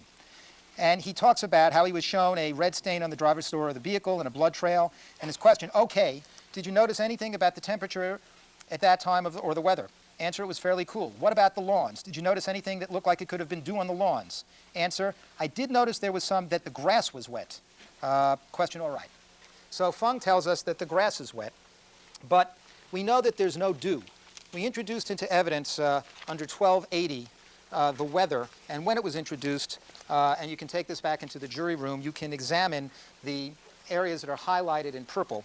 The only thing it doesn't really make much of a difference to be tricky about is Professor McDonald explained all of this, that when you look at the time listing over here, it's standard time, so anytime you see a time, you have to add an hour. But when you look at the temperature and the dew point, you're going to see that the temperature was always many degrees above the dew point. So in other words, when you look through this, you'll see there's no dew. But the grass was wet. And you were at that location, and you noticed the sprinkler heads in the sprinkler system. And right in that area, that grass area where the Bronco was parked, there are 6 sprinkler heads. The grass, a fair inference, was watered regularly at that location. The grass was wet. That's the fact. Now, if you have, as Agent Bodziak indicated, blood that is caked on the inside of your shoe, even if loafers like Mr. Furman in the inside heel area in your shoe, and then you walk through a wet area, and then you step onto the carpet, you're going to get the same kind of pattern that was testified to for the prosecution side in terms of the fibers going into the shoes and getting out blood that would be consistent with the genotype of Nicole Brown Simpson that is found on the carpet of the Bronco. Then we have the issue of the blood stain pattern on the console. Now let me be precise, because when Mr. Cochran was showing you about the 7/10 of a drop of blood, I just want to make sure that I saw even the prosecutors with a quizzical look. But that happened, I think you recall, at the very end of the trial. And that was a testimony of Gary Sims. You recall that he came back, he was testifying about the RFLP tests and the combining of all the stains. And I asked him a series of questions about combining all the stains. That is, the collection on June 14th from the console of 30 and 31, then the August 26 samples, 303, 304, 305. And we talked about the amount of DNA that you would get. With 1 drop containing 1,000 nanograms of high molecular weight DNA. And then when he looked at the amount of DNA, when you combined all the samples, he said that it wasn't over 100. And question, so that is 1/10 of 1 drop of blood. That's what it is, 100 nanograms, 1/10 of 1 drop of blood. And he said, qualified. He said, answer, well, you have to remember with a drop of blood, for example, if you were testing liquid blood, that is not the same as extracting DNA out of the stains worth of 1 drop of blood. So you're not quite talking apples. You are somewhat talking apples and oranges there, but in terms of the ballpark you're talking about, maybe getting 3/4 of that DNA out, so you can figure it from that. So then I asked him a question trying to make it English. All right, so what you're basically saying to us is that maybe if you're just dealing with a pristine drop of blood, you wouldn't get 1,000 nanograms, you'd get 750. Answer, something like that. Is that what you just said in English? Answer, yes, that's what I said. Okay, so if we were to summarize, and I mean no disrespect, so if we got about 100 nanograms of DNA and there's 750 nanograms in a drop of blood, can you give me that fraction quickly? That would be about 1/7. Answer, something like that. Okay, so in other words, make it very, very simple. Hard science. When you combine the amount of DNA and you give them all favorable inferences, Gary Sims, their own witness, says, when you look at the smears of blood on the console, it's 7/10 of a drop. And now, how could that be, you're saying? Let's say it's a drop or 2. How could that be? Well, that's because, as Dr. Lee explained, that when you have a blood drop and you smear it over a non-absorbent surface, He's not allowed to talk. Small amount of blood can make a big smear. And of course, Only 4 people are allowed to close. We have Sheck and Johnnie, and then we have Deirdre and Marcia. Of course, Mr. Goldman's contribution to that 7/10 of a drop of blood is at the most 30–40%. That's very, very, very little. And so then you have to ask yourself, does this make any sense? How could so little, even if we assume, how could so little be there? How could so little be there? Ms. Clark was trying to say, well, this is how the blood got there. We know the Rockingham glove had a lot of blood, mostly from Mr. Goldman, some from Nicole Brown Simpson, and that was somehow placed on the side of the console. So that's why we get the little amount of Goldman's DNA that's on the console. That's their theory. Well, that's consistent with Mr. Furman placing the glove in there. It's consistent with even Mr. Furman having handled the glove and getting blood on his sleeve and just searching around the area, or one of the other police officers, and just getting a small smear of it with his sleeve on the console. That's consistent with this evidence. And you know what isn't consistent with this evidence? Think about it. What are they really saying?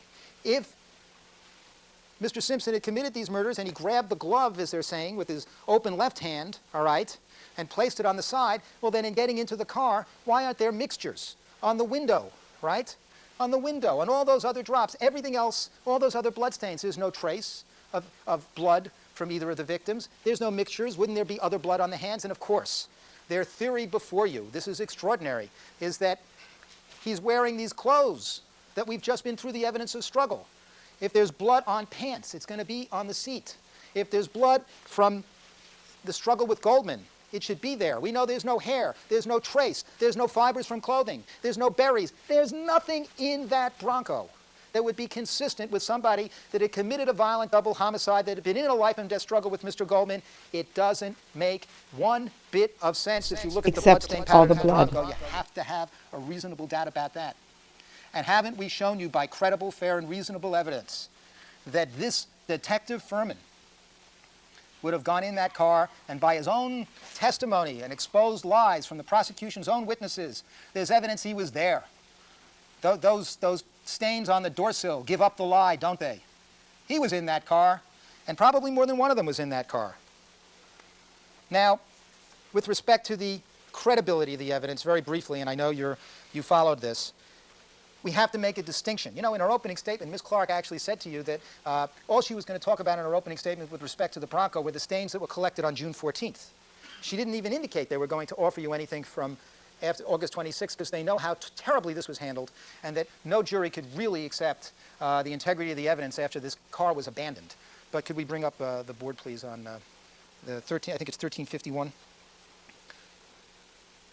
the DNA board with the...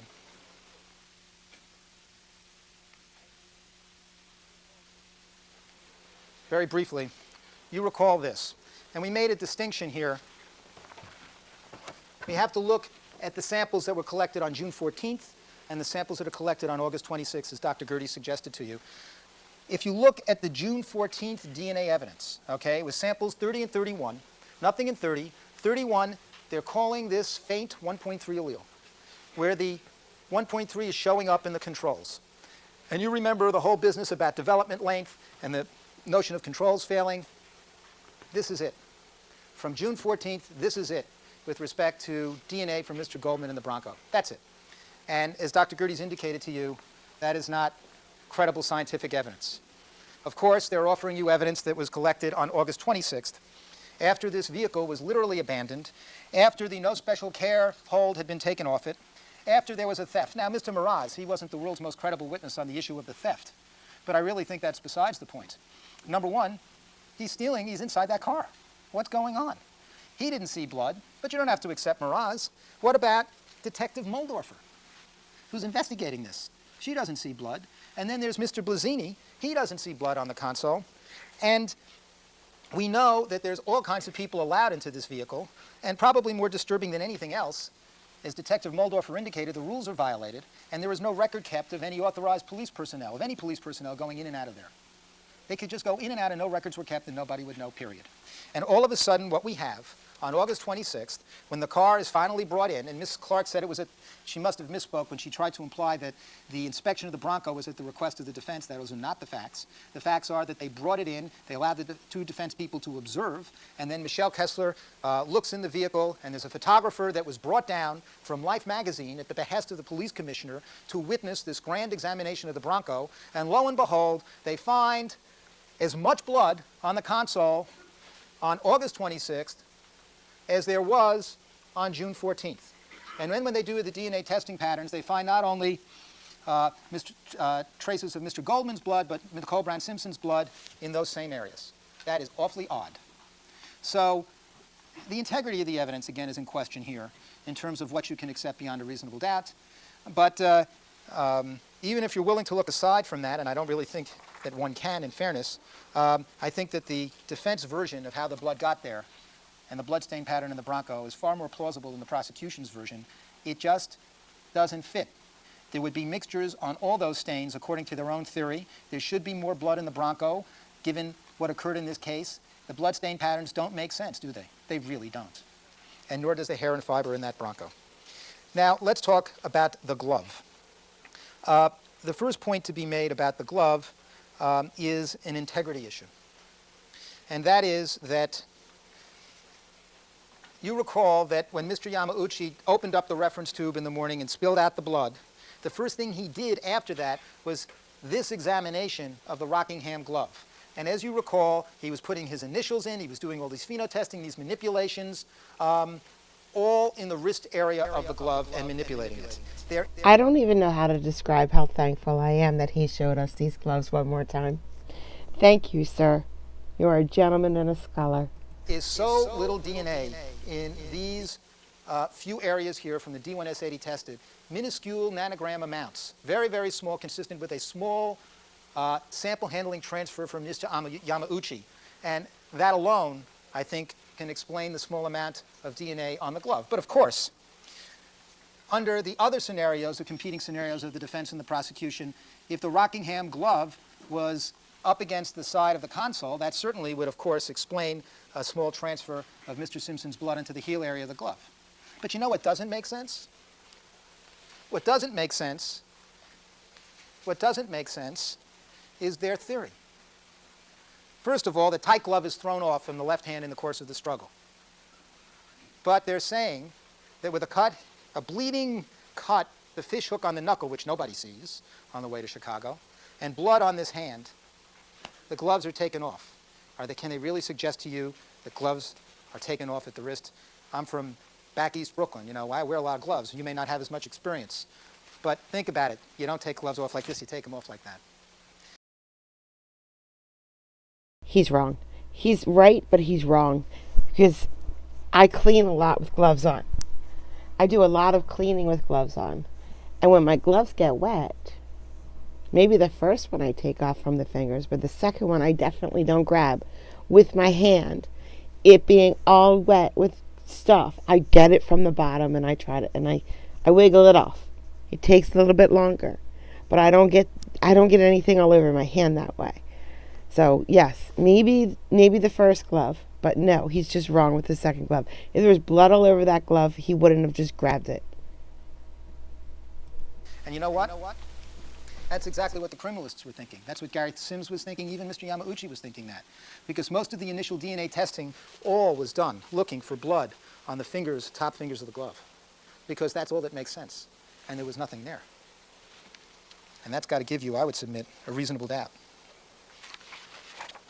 So what I've tried to do in my remarks is review with you essential pieces, circumstantial evidence of the prosecution's case. And we don't have to do that. We don't have the burden of proof in this case. And each essential piece, I think it's fair to say there's a reasonable doubt. And some of these are so profoundly disturbing in terms of the manufacturing of evidence in this case that I'm sure you really can't abide it. Not in this country, not in this democracy, can we allow dishonest, manufactured evidence to lie at the heart of a case like this. It cannot be. You cannot trust. I mean, you cannot go back and say, well, maybe they planted evidence on the glove, maybe on the back gate. No, there's blood missing. Big deal. How can that be a big deal? There's many, many reasonable doubts embedded in all of that. But you know, there's a fourth C. Contaminated, compromised, and corrupted. But there's a fourth C that goes along with how these things happen that relates to this forensic testimony. And the fourth C has to do with cover-up. And I'm not even talking about the statements of the police officers and the cover-up of Mr. Furman that Mr. Cochran has discussed with you so eloquently in the last 2 days. Let's just talk a little bit about the criminalists and what you can view in terms of that evidence and how that affects on their credibility, because if you lie in small things, and some of these are not so small things, you lie in big things. And if you're trying to turn the other way and cover up real problems, serious problems, you can't abide it. Now, one I alluded to early, and I just think it goes to the heart of the hair and fiber evidence in so much in this case, and your common sense tells you. They moved Mr. Goldman's body. They were traipsing around that crime scene. And we know the envelope was moved, and we know the glove was moved, and somebody put it back. And remember, Mr. Fung, they actually have a form. If the scene was altered, describe how. And Mr. Fung says, it's not my job. We don't ask. Detective Lang, do you know? I don't know. Did anybody ask Jacobo or Ratcliffe, the coroners? Did anybody come in and do an investigation? Isn't it important to know who's moving around this evidence, that they're going to come in and make a big deal about hair and fiber and other things? Don't we have to know that? Isn't that just fair dealing with you? And they're covering this up. They're covering up how miserably this was handled and how the integrity of the evidence was compromised. It's as plain as day. It's an insult to your intelligence to say otherwise. Why? They have a responsibility to come in here and do that. And we looked at videos where, I submit to you, there's a glove on the blanket that somebody put back. And then there was the testimony, Detective Lang said, and if this isn't covering, I don't know what is. Well, why did you move the bodies? Why did you wait so long to bring the criminalists in? Why did you move the bodies before you collected the evidence? Because that's lunacy. And the answer was, this is what you call a closed-in crime scene. And in a closed-in crime scene where the evidence is close to the bodies, the first thing you do is move the bodies. That was a make-up. It was nonsense. As all the other criminals who came in here and testified, even Mr. Fung couldn't abide that, because it's covering for mistakes. Now, another one is just the whole way it went. Mr. Fung, when he testified in the grand jury and initially at the preliminary hearing, he forgot Andrea Mazzola was there with him because she was a trainee and she played a big role in this case in handling the evidence, and they wanted to forget it ever happened. And that's the way it was. And when I asked him, well, was there any concern in the lab about this before you went to testify in the grand jury at the preliminary hearing? No. It's just this habit I have of saying I when I mean we. It's a habit of testifying.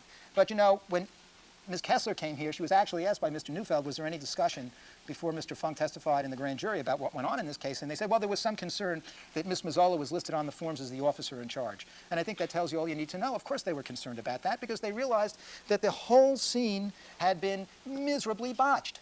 And there were serious problems here with the integrity of this evidence. Then, of course, there was the handoff of the envelope. And just as a quality of testimony. I mean, Mr. Fung said, I wouldn't take that envelope, pick up that envelope with my bare hands. And then we showed it to him on videotape where he's picking up the envelope with his bare hands. And then he goes, well, that couldn't have happened because the coroner, Mr. Jacobo, wasn't there, so I have the timing right. And then we showed him the videotape of Mr. Jacobo walking by that he was still there. Well, there's something wrong with the quality of testimony like that. There's something wrong when Ms. Mazzola conveniently begins to close her eyes because problems arise on how the trash bag is carrying this blood vial out sitting on the couch. There's problems with the whole trash bag story. There's problems, there's an extraordinary problem with Ms. Mazzola suddenly forgetting that her initials are on the bindles, when the only credible testimony is that they were there and something's wrong. So when something's wrong, people's memories get selective and testimony comes in funny ways. Dr. Goldman, the coroner, never showed up. Mr. Martz destroyed his underlying digital data and didn't save much of the data. Mr. Martz stopped looking in terms of testing. Mr. Rubin stopped looking pretty early. We have an EAP exclusion on the fingernails that they're desperately trying to change. And then, of course, there's Ms. Kessler can't even remember the substance of the meetings that were had early in the case about security of the samples. And then that was remarkable. Remember when Ms. Kessler, when we were talking about looking for blood on the sock, and it said blood search not obvious? And then remember that testimony where she said, well, that wasn't a blood search. Well, it says blood search right here. Well, that wasn't a blood search. I mean, some of it was remarkable.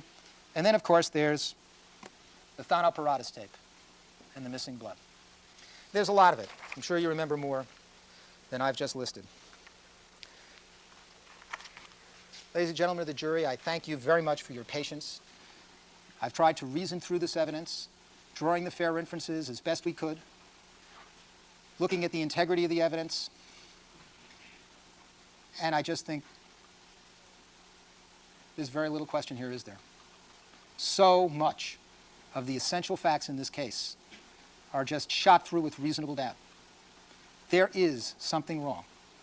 There's something terribly wrong about this evidence. Somebody manufactured evidence in this case. There's missing blood. There's EDTA. There's questions, serious, deeply troubling questions. You must distrust it. You have to distrust it. You cannot render a verdict in this case of beyond a reasonable doubt on this kind of evidence. Because if you do, no one's safe. No one. The Constitution means nothing. This cannot, will not, shall not happen in this country with you good people. It just won't. Thank you very much. Thank you, Mr. Scheck. Thank you, Mr. Scheck. Whew. All right, guys, we made it. We made it to Johnny's coming back up. Check is done. I don't think. I mean, maybe it's not like baseball where once you take a pitcher out, they're not like allowed to go back in anymore. But maybe it is. Most likely, he's done. And then Johnny's gonna come up. I cannot tell if he comes up for 1 hour, 2 hours, 3 hours, or 4 hours. I can't tell, but it probably, most likely, Johnny comes up for 2 hours. And then we have Marsha and Dearden closing. So, no stream tomorrow morning because it's Sunday morning. We shall be streaming again Monday morning. See you there. Thank you so much for coming out today, guys. I appreciate it. Have a great day.